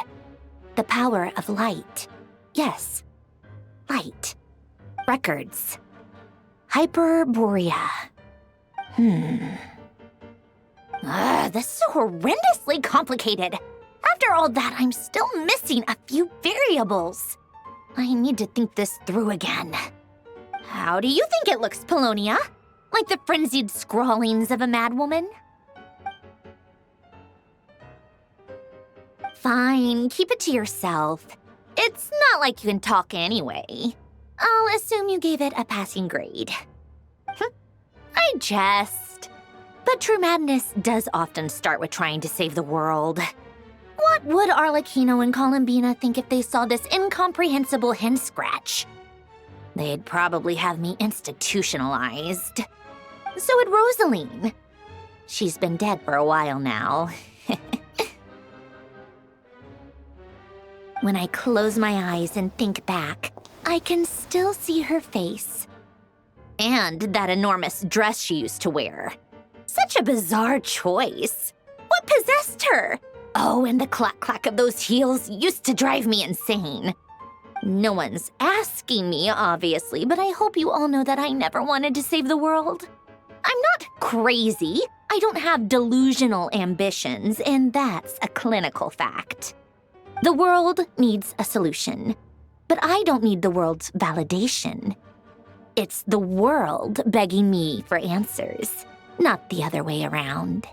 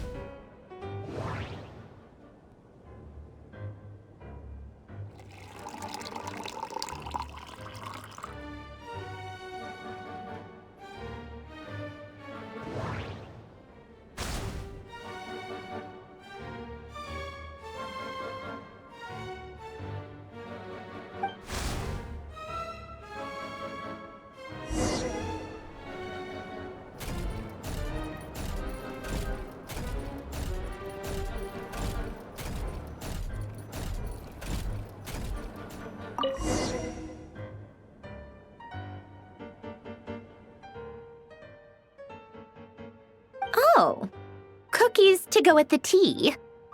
Let's see. They must be from that person who brought those documents. I see they're from Hotel de Boer. Something's written on the box. We are proud to present this homage to the Fortress of Meropede's fun-filled mill collection system. Fortune cookies. Have a lucky start to your day. Sounds like a dumb gimmick to me. Be early to bed and early to rise. Get plenty of sun and drink plenty of water. Then things will surely go well for you. What? Are you kidding me? Somehow I doubt that an early night and a glass of water is magically gonna save a world on the brink of existential peril.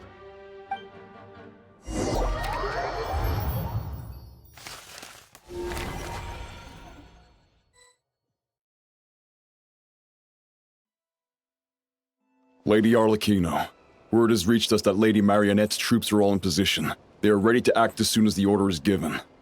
Excellent. The only thing is, they are fewer in number than we expected. It looks like many of them must have lost their lives at the hand of the monsters released by the Doctor. Can't be helped. Allow them to join our ranks and keep in contact. As you wish.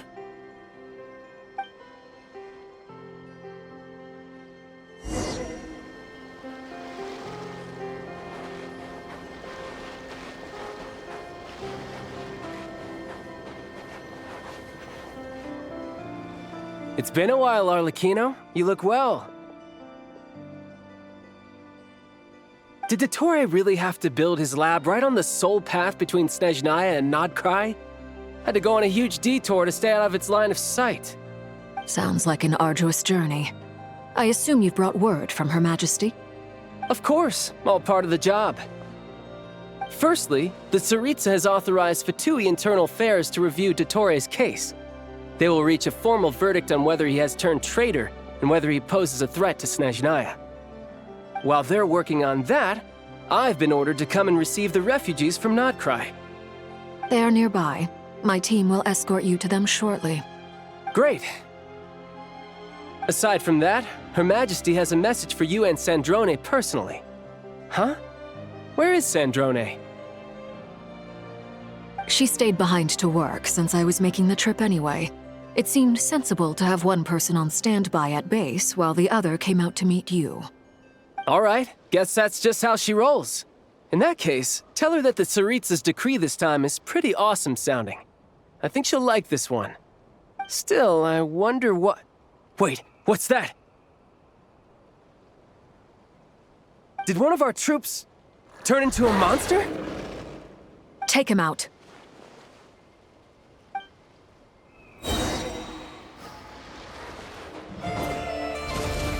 Overruled. This is where you fall. Shouldn't let your guard down. Laid bare.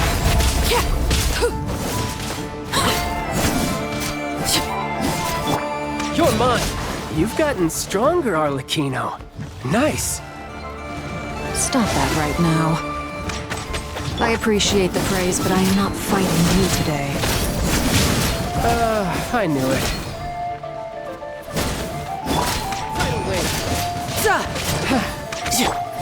Transfixed! I can't believe it. He was a living, breathing human one moment, and the next... Another fine piece of work by our dear colleague, I'm afraid. What in the world has been going on in Nod Krai? A lot. But long story short, Dottore stole 2 moon marrows that should have belonged to Columbina, then built a 3rd moon marrow of his own to concentrate the Trilunar Authority in his hands. What? What do you mean he built a moon marrow? People build roads and houses, not moon marrows. What's his next DIY project? He's gonna build a god? You could stand to be less surprised. We are harbingers. The work we are engaged in makes the creation of gods seem mundane by comparison. I tell everyone who asks that you once crossed swords with Rex Lapis while serving as a key supporter for Rosaline's plan. But right now, you're acting like a common adventurer. Thanks for speaking up for me. Those 2 really took me for a ride back then. Then again, surely no common adventurer would manage to get tangled up with them the way I did.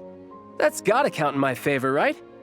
It almost sounds like you wish to repeat the experience. I might have to lower my opinion of you. No. I'll stop talking. Please, go on. Dottore is currently still experimenting with his newfound power in ways that continue to corrode the outside world. As for the human mutation, I believe this is simply a consequence of his experiments, and not a strategic move. That radiant beast was once a subordinate of Sandrone's.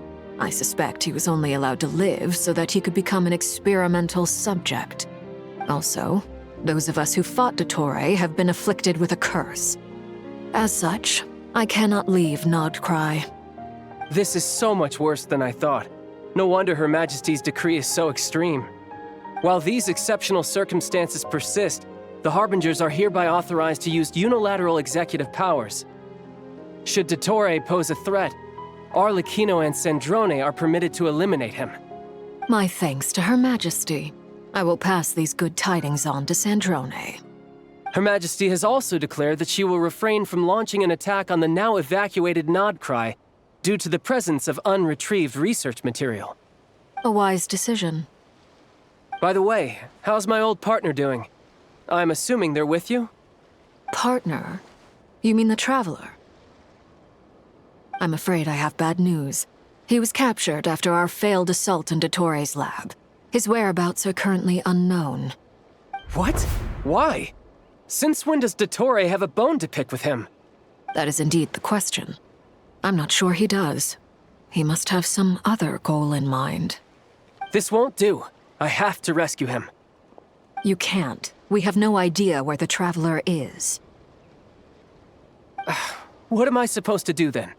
Stand here twiddling my thumbs? Sandrone is working on it. The best thing you can do right now is complete your mission. Fine. I guess I'll leave this to you then. One last thing. Tell the Rooster to get the message out to the gods and citizens of every nation in Teyvat. Beware. An uncontrollable pollution is spreading forth from Nod Krai. The source of that pollution is a madman drunk on the success of his experiments. The Fatui and our allies will endeavor to contain the threat. However, if Nod Krai falls, things are likely to escalate. Considering Dottore is one of our own, all Fatui stationed in Nod Krai consider it our duty to stay and fight him to the bitter end. Whatever the cost. Hey, don't be too pessimistic. If it comes to it, I'm sure Her Majesty won't stand by and do nothing. I hope you're right.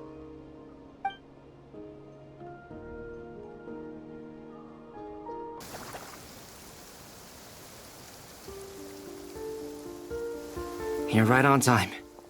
Thanks. Hey, do you think I'll get that gliding exam exemption? I made sure I was on my best behavior in Mondstadt. I landed well outside the city and walked in through the gates. I'll help you apply, don't worry. For now, let's see what we have here. What are the Doctor's energy fields even made from? The usual attract and repel principles that govern Kuvaki don't seem to apply to them. They are very mysterious, but ultimately, they appear to be comprised of energies from the three realms. Thanks to research by Master in the Hexen Circle, we know that Teyvat's 7 elements are derived from the more primordial power of the Light Realm, which is antagonistic with the power of the Void Realm. Since you have the power of the Dragon Durin within you, I'm sure you can already tell that this energy field contains no abyssal energy. That's true. It's not abyssal energy, it's something pure, wild, and untamed. I've been thinking about something. Do you still remember the device that Dory supplied from the Academia when you and Miss Columbina fought Rarier? That was one of the most marvelous feats of ingenuity I've ever seen. The design, the craftsmanship, the material selection. I couldn't fault any of it. Not to mention the operating principles. Surely the most ingenious feature of all. Dory didn't go into detail on how it functions, but I have a working theory. The clue was that Miss Columbina was somehow able to use the pyro energy that you provided, despite the fact that, as a moon goddess, she should only be able to use light realm energy in principle. Now, all elemental energy is, of course, derived from light realm energy to begin with. Hence, I suspect that the device works by restoring elemental energy to its original state. This presumes a theoretical model of the 7 elements akin to that of light refracted through a prism. Perhaps it is no mere analogy. Maybe there is indeed a prism in this model. I almost wonder if the idea for the device was conceived based on direct observations of said prism. It would explain how such an ironclad design concept was achieved. It is at once a masterwork of engineering and a groundbreaking application of the Academia's latest elemental theories. I suspect only Lesser Lord Kusanali herself could have devised such an ambitious technology. But back to the energy field before us. If this is pure light realm energy, its relation to elemental energy is one of integration versus division. Or you could say that the former contains the latter. Could this mean that elemental energy can dilute the power of the light realm? Should we give it a try? We should.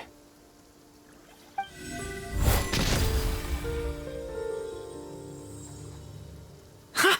It works! Clear signs of disruption were detected at the periphery of the energy field. This indicates that elemental energy can disturb or even negate the field. Now you try. All right, here goes. It's working! Switch to abyssal energy and attack again. No surprises there. Abyssal power drains the energy field to a significantly greater extent. I now feel confident in asserting that the energy field is indeed pure light realm energy, and that elemental energy can dilute it. But the energy field is huge. How much elemental energy will it take to neutralize it? We don't have to neutralize it completely. We can try other approaches. That's all for theory. Would you like to continue watching? So you knew I was here? Huh? When did you get here? A while ago. But Albedo sounded like he was working on his thesis defense back there. Back in Sumeru. You can end a person's whole career by interrupting them mid-speech. Very thoughtful of you. I'm truly touched. Could I ask you to lend me a hand? With what? A little test. Try using Animo to unleash a concentrated assault with circular blades, with the goal of breaking through at a singular point. Nice! This time it tore through the field. Tremendous. This is a major breakthrough. Should we go through? We probably shouldn't risk having mutually antagonistic energies in such close proximity. Durin, you stay here and watch the entrance. Hat Guy and I will go in to investigate. Sounds sensible to me. Keep your eyes peeled, Durin. Don't worry, I got this. You two be careful in there. Just give me the signal if you need help and I'll dive right in. What do you mean, signal? It's based on a new alchemical concoction I developed last month. When 2 bottles of it are smashed on the ground together, they emit a blinding burst of light. If it comes to that, remember to shield your eyes with your hat. Glad I asked. Thanks for the heads up.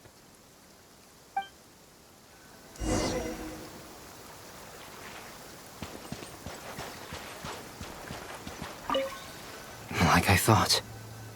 Beyond a certain distance, we can't see the opening where we came in. Maybe that's to prevent people from escaping.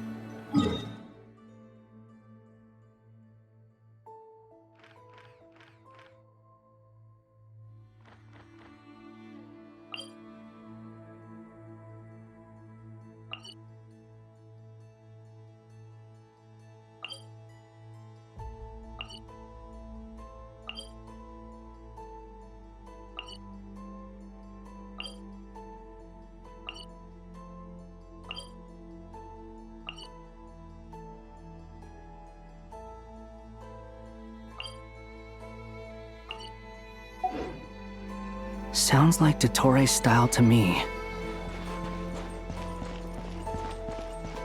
Not much has changed. Things are basically the same here as they were before the energy field appeared.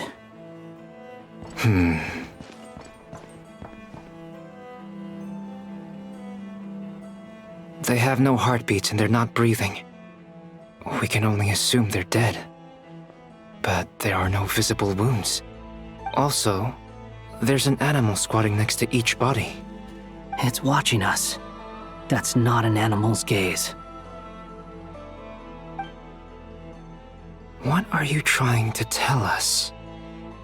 Doesn't seem eager to talk. I guess maybe it's just an animal after all. Let's keep looking around.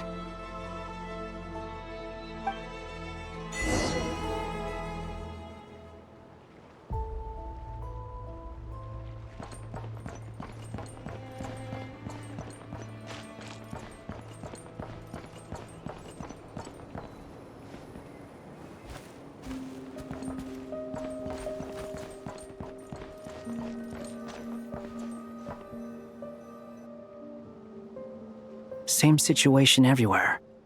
Not a living soul in sight.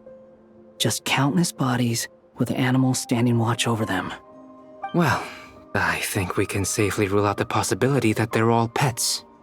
Is skirting around the topic your way of showing consideration for other people's feelings? Just being cautious.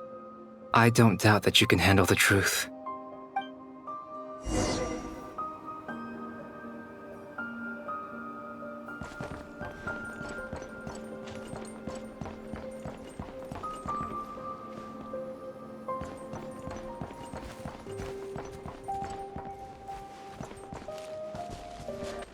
Careful.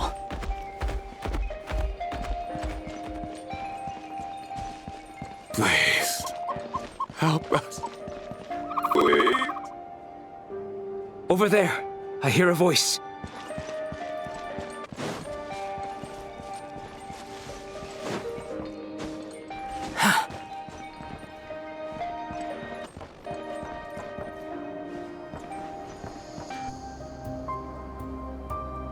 Please, help us. Please. What happened here? I don't know. Suddenly, everyone collapsed. Then my line of sight got lower. I still have some of my senses left. I gotta get out of here.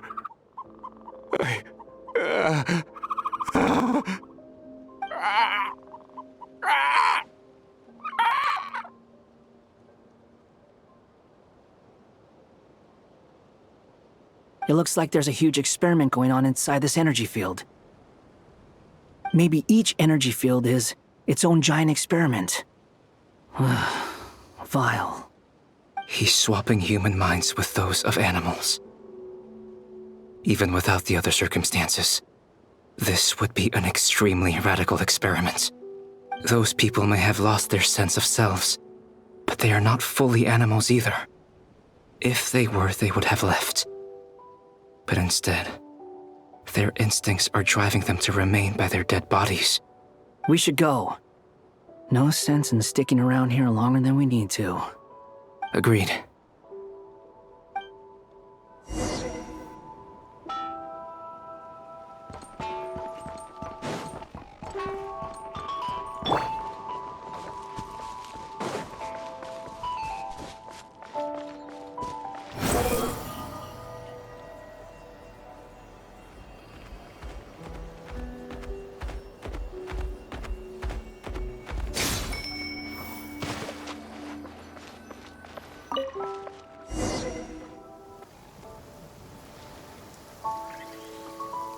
You're back!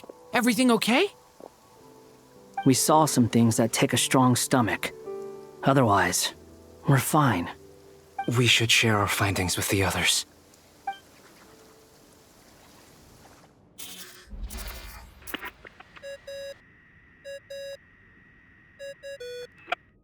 Yes? Who is it?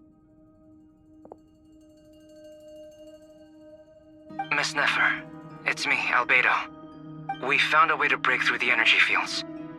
With enough control, it's possible to tear them open using elemental energy.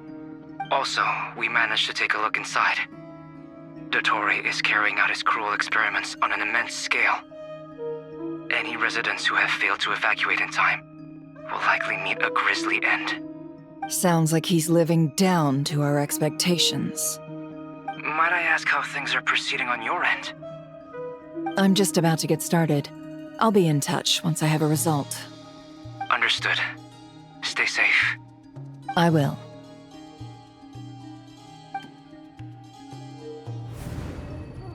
Well, Nefer, I'll link up with you once my tasks are complete. What makes you think I'd need you to do that? I'll need it. And considering the way you approach certain matters, I think you'll be better off with me present.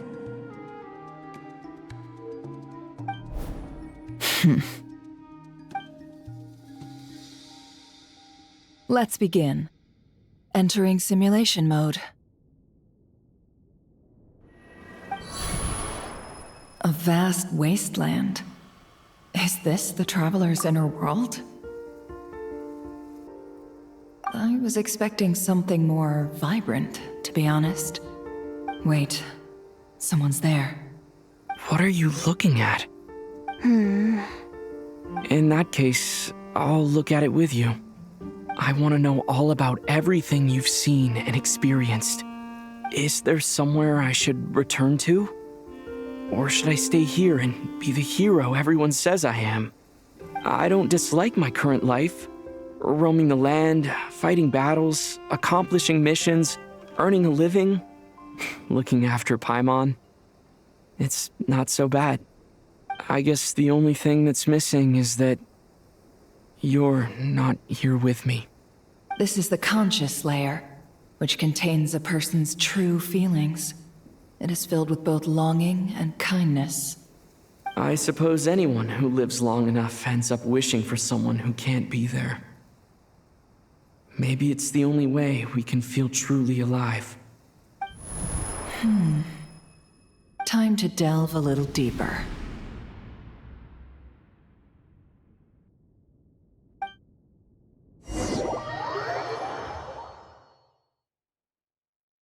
Nasha Town is hardly the optimal choice for a place to live, but it has character and a reasonable population density. What are you trying to say? Oh, don't be nervous. I was just thinking where might make a good starting point for your journey. Perhaps I should send you further afield. Conria, perhaps. Conria ceased to exist long ago. Once again, you fail to understand the possibilities that the Tri-Lune creates. Anything that has existed in the past, I can now recreate. You simply do not wish to see that happen. That might be because you miss your sibling and fear getting answers that you are not ready to learn. But this is not for me to judge. If we are to collaborate, we need to maintain an amicable relationship. In a moment, you will be able to... Oh no.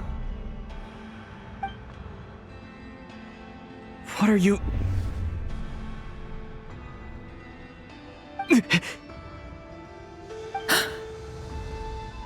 What are you gonna do? Don't move. Something unwanted has crept into... Oh? Gone as quickly as it came.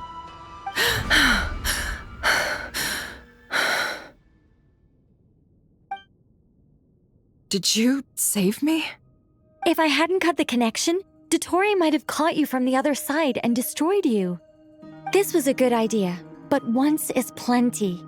You were exceptionally brave. Excellent work. Thanks, but now's not the time for that.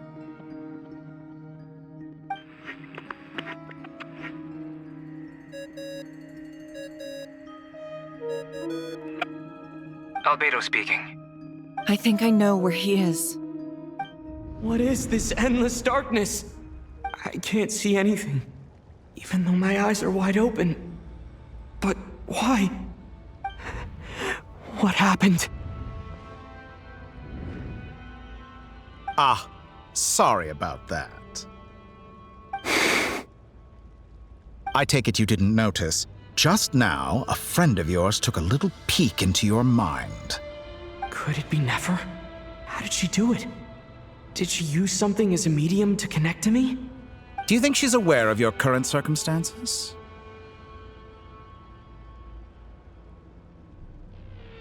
Oh dear. Have I stunned you into silence? I only wanted to slow down your time a little so I could stop your intruder in her tracks. It would have been nice to capture the spy. I must say, I'm finding the ability to adjust the flow of time rather intriguing. The moment you closed your eyes, time seemed to grow impossibly viscous, didn't it? A whole month passed before you opened your eyes again, but only for you. No one else was affected. I dare say this is something only a god can achieve. Point taken. You've proven once again that you have god-tier powers. Oh, you misunderstand. This wasn't about proving a point. I was testing things out. I find I learn best by doing, and I have to admit, time is not the easiest dimension to control. I only wanted to make you sleep for a short while, but it ended up lasting a whole month. Clearly some finesse is required to wield the authority over time as I wish. I hope you're not angry with me. It was only a month's discrepancy, nothing too serious. Had I been off by a year, a decade, or even a century, that would have been quite a different story. You could have frozen me for millions of years. So much for collaboration. You aren't showing much sincerity. Millions of years? To what end? I wonder if you don't understand humans all that well. They are very pragmatic creatures who understand only that which they can perceive with their senses. If I had you sit here for a week, I imagine people might sympathize. But if I left you here for 100, 1,000, or 10,000 years, the sheer size of that number would cause it to lose all meaning to them. They would not have the capacity to comprehend your suffering, and thus they could not empathize. Unfortunately, while gods do exist in Tevat, it is ordinary humans that account for most of the population. Their lifespans are so limited, their bodies so fragile.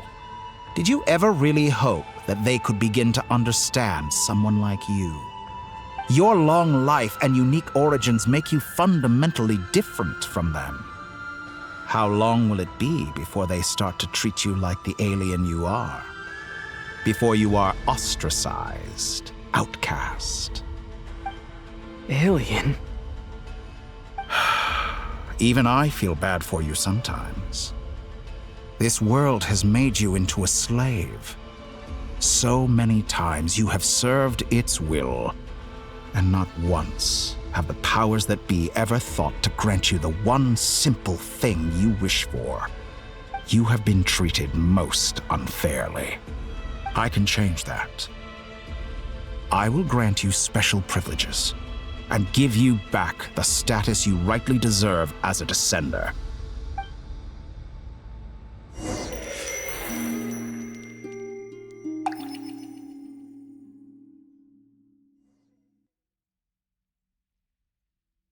I've entered the past 3 times at this point, but I still have so many questions. For instance, beyond each point being further back in time than the last, what determines the specific locations at which I can make entry? So far, the common thread linking all 3 scenarios is that the Traveler has been present. But it's more than that. I know I sensed something familiar around him. What was it? I'll keep this question in mind as I carry on.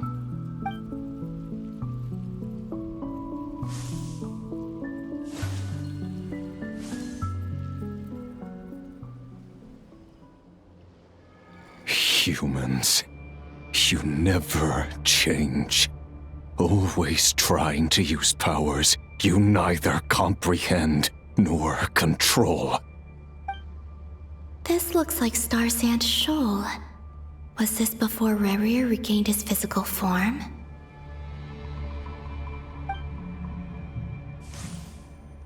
You've messed with the cannon again, huh? Sorry, but this round's not gonna go your way. The cannon. That's right.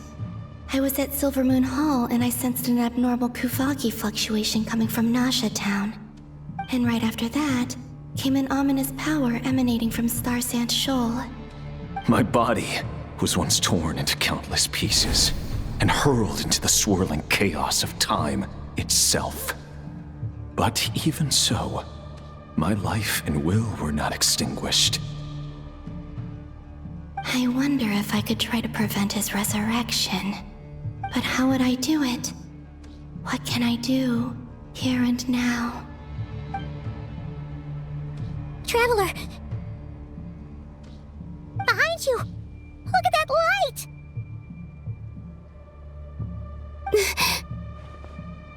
No, I won't make it in time. He's using the Kuvaki shield, like I taught him. Is he going to use it to block the cannon's beam? He's strong.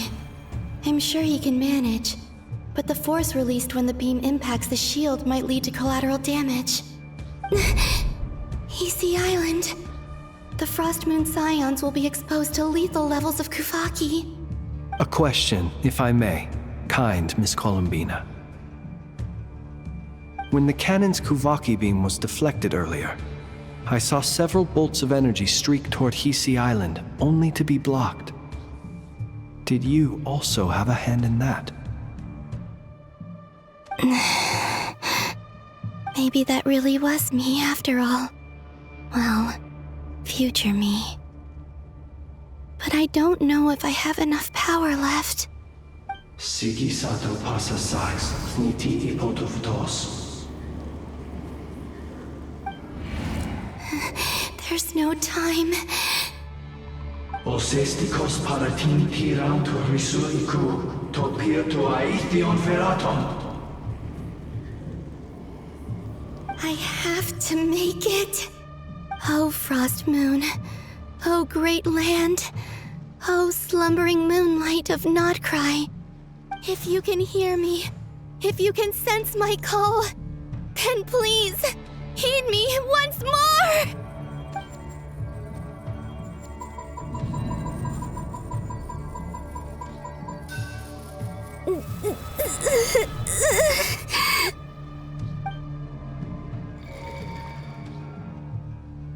Did it work?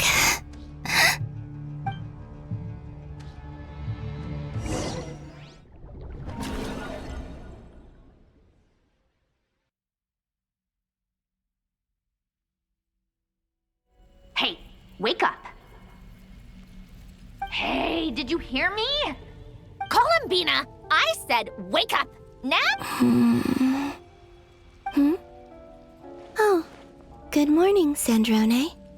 It's 3 in the afternoon, actually.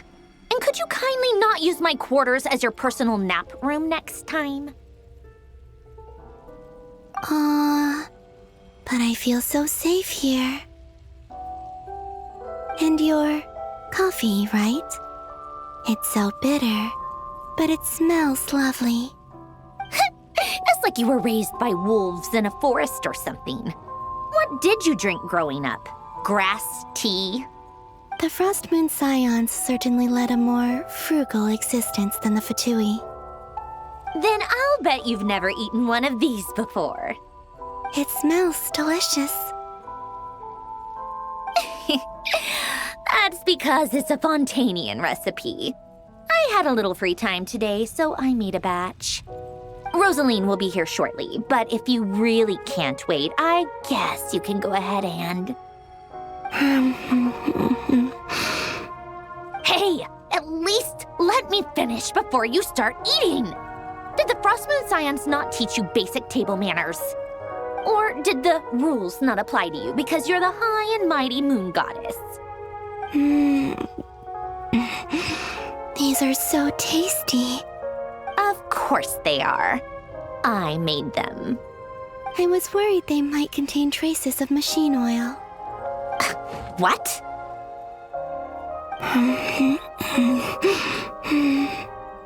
You know, there's something I've always wanted to ask you.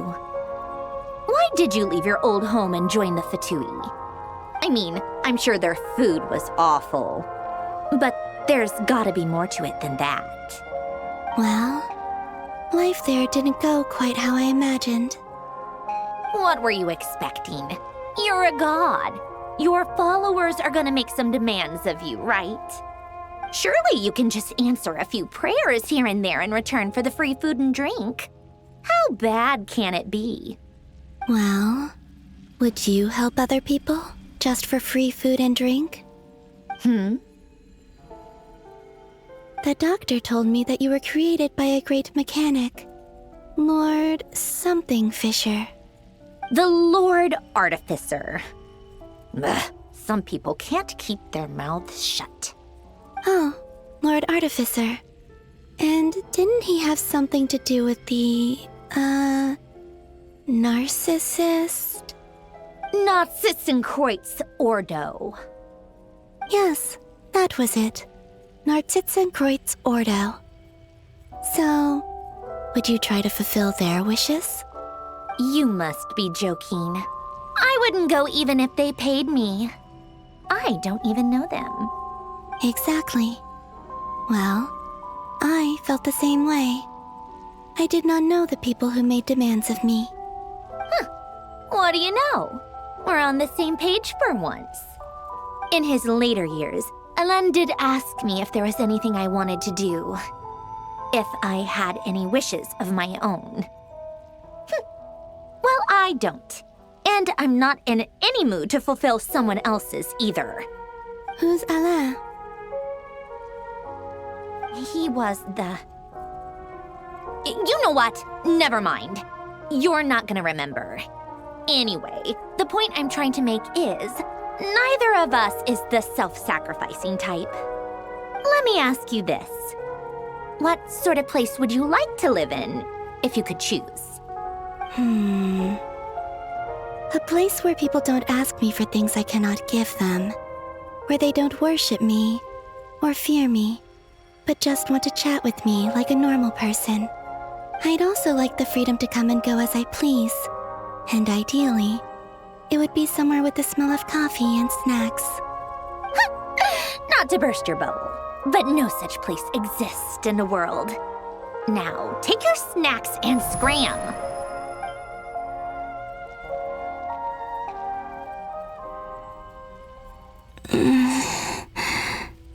Did I pass out? Of course.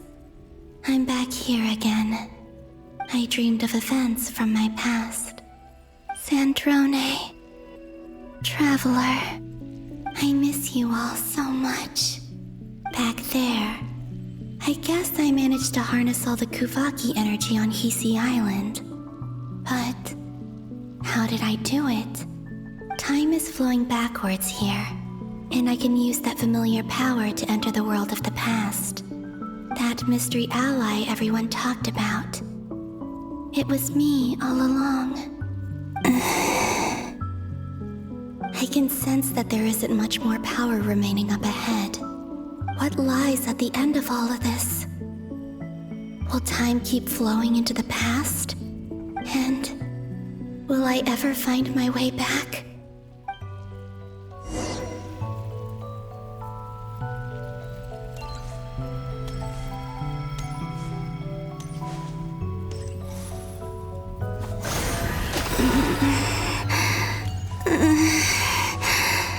It's getting harder and harder to use my power.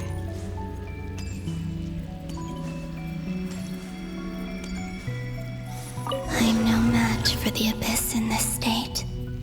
I need to avoid the contaminated fragments.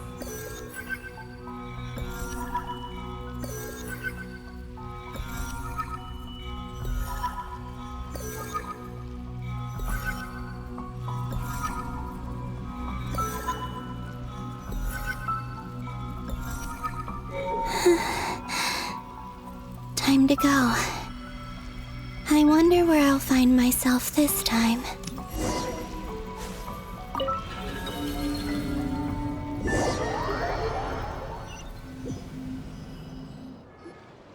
The Final Night Cemetery. This is where Flint's is based. Or not! How are we supposed to read through this many files? Difficult, yes, but it is also our most efficient option. Seems like they're searching for information. Oh, I remember. Flint and Varga talked about some files on the Wild Hunt. Was this my doing too? To expose the true intentions of this Rarir, we need to dive into Nod Krai's history. Are my actions changing the past? Or are they simply completing a process? Is all of this inevitable? Or am I the one making these decisions? If I choose not to help them now, will it change how things turn out? Hope we don't land on our heads then. They're my friends. I can't not help them.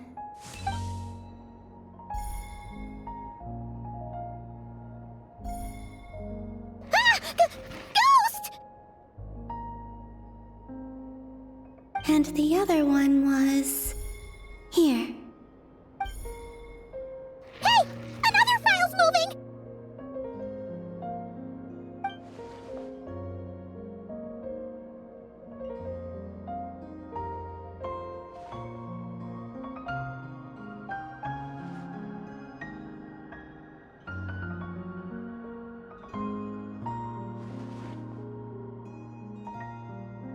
That should do it.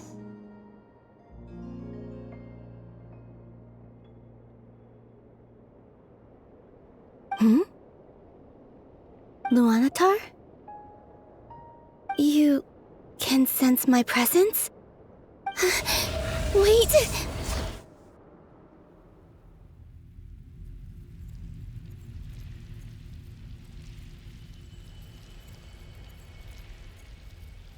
Luanatar. So she's that familiar presence I've been sensing all along. She's always been by the Traveler's side. That explains why the Traveler has been there each time I've entered the past. But why Luanatar? Is it because she has a connection to me as the Moon Goddess's familiar? If so, why not any other Kuhenki? That's...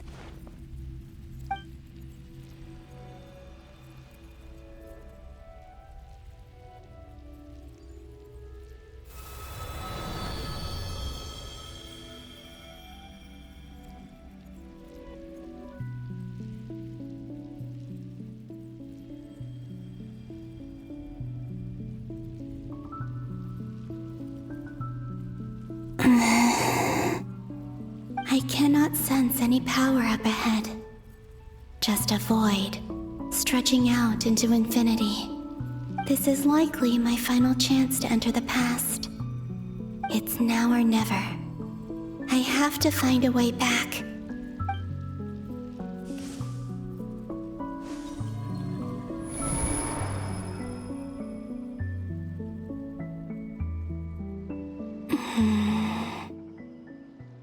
Easy Island?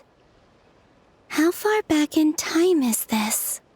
Where's Luanatar? I can't sense her presence this time. Oh, seeing Anafa and Aino reunited like that sure was heartwarming. Traveler, Paimon. No, stay calm. I don't have much power left to change things. I don't even have that much time left here. Think, Columbina. How do I find a way back? A way back... to where? Do I go back to Moon Prayer Night? Or to the future that followed? And if I return in my current state, what will become of me then? Dottore's actions that day proved that he'd been planning that for a long time. He had already seized the power of 2 moon marrows before capturing me. Even if I managed to get back, how can I fight against him when he wields the Tri-Lune Authority? I can't. If I go back like this, I'll be playing right into his hands. I have to find some way of rivaling the power he has usurped. Wait. Time flowing backwards. The Tri-Lune Authority. Does that mean... I think I know what the final destination of this lunar reflection might be. I know what I must do. Speaking of homes, we must already be close to where the Frost Moon Scions live. The vibe here feels different, just like the scenery. But how do I communicate my plan to my friends? Should I write it down here? No. Someone else will see it. I need something with a close connection to me. Something I can use as a medium to tell them what's happened to me in here. Now it makes sense.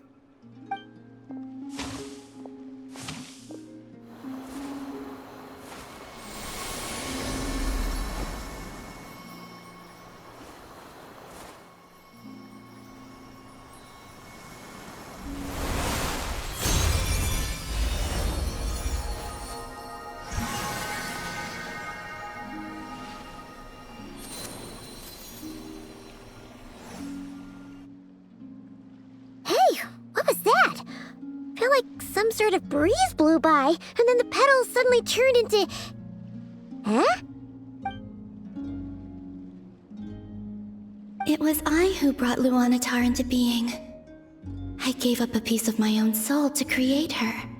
That's why I could sense a familiar power from the moment I entered this space. It also explains why she's been present in every past location that I've entered. Because we have a deep connection. Hey there! What's your name? And the reason why there are no more gates to the past after this point is that Luanatar hadn't been born then. No wonder I sensed the trace of a blessing when we first met. But I still didn't recognize the soul hidden within you. Back then, I was just a little lost dove. I had yet to become Columbina Hyposelenia. Go on now. We've got stuff to do. Best you find someone else to hang out with. Hey, you scared it off. I'll be counting on you.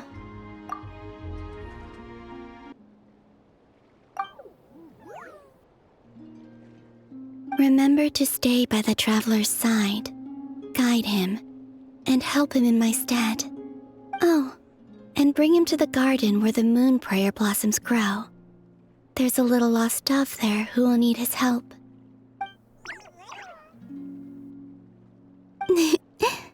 Go on.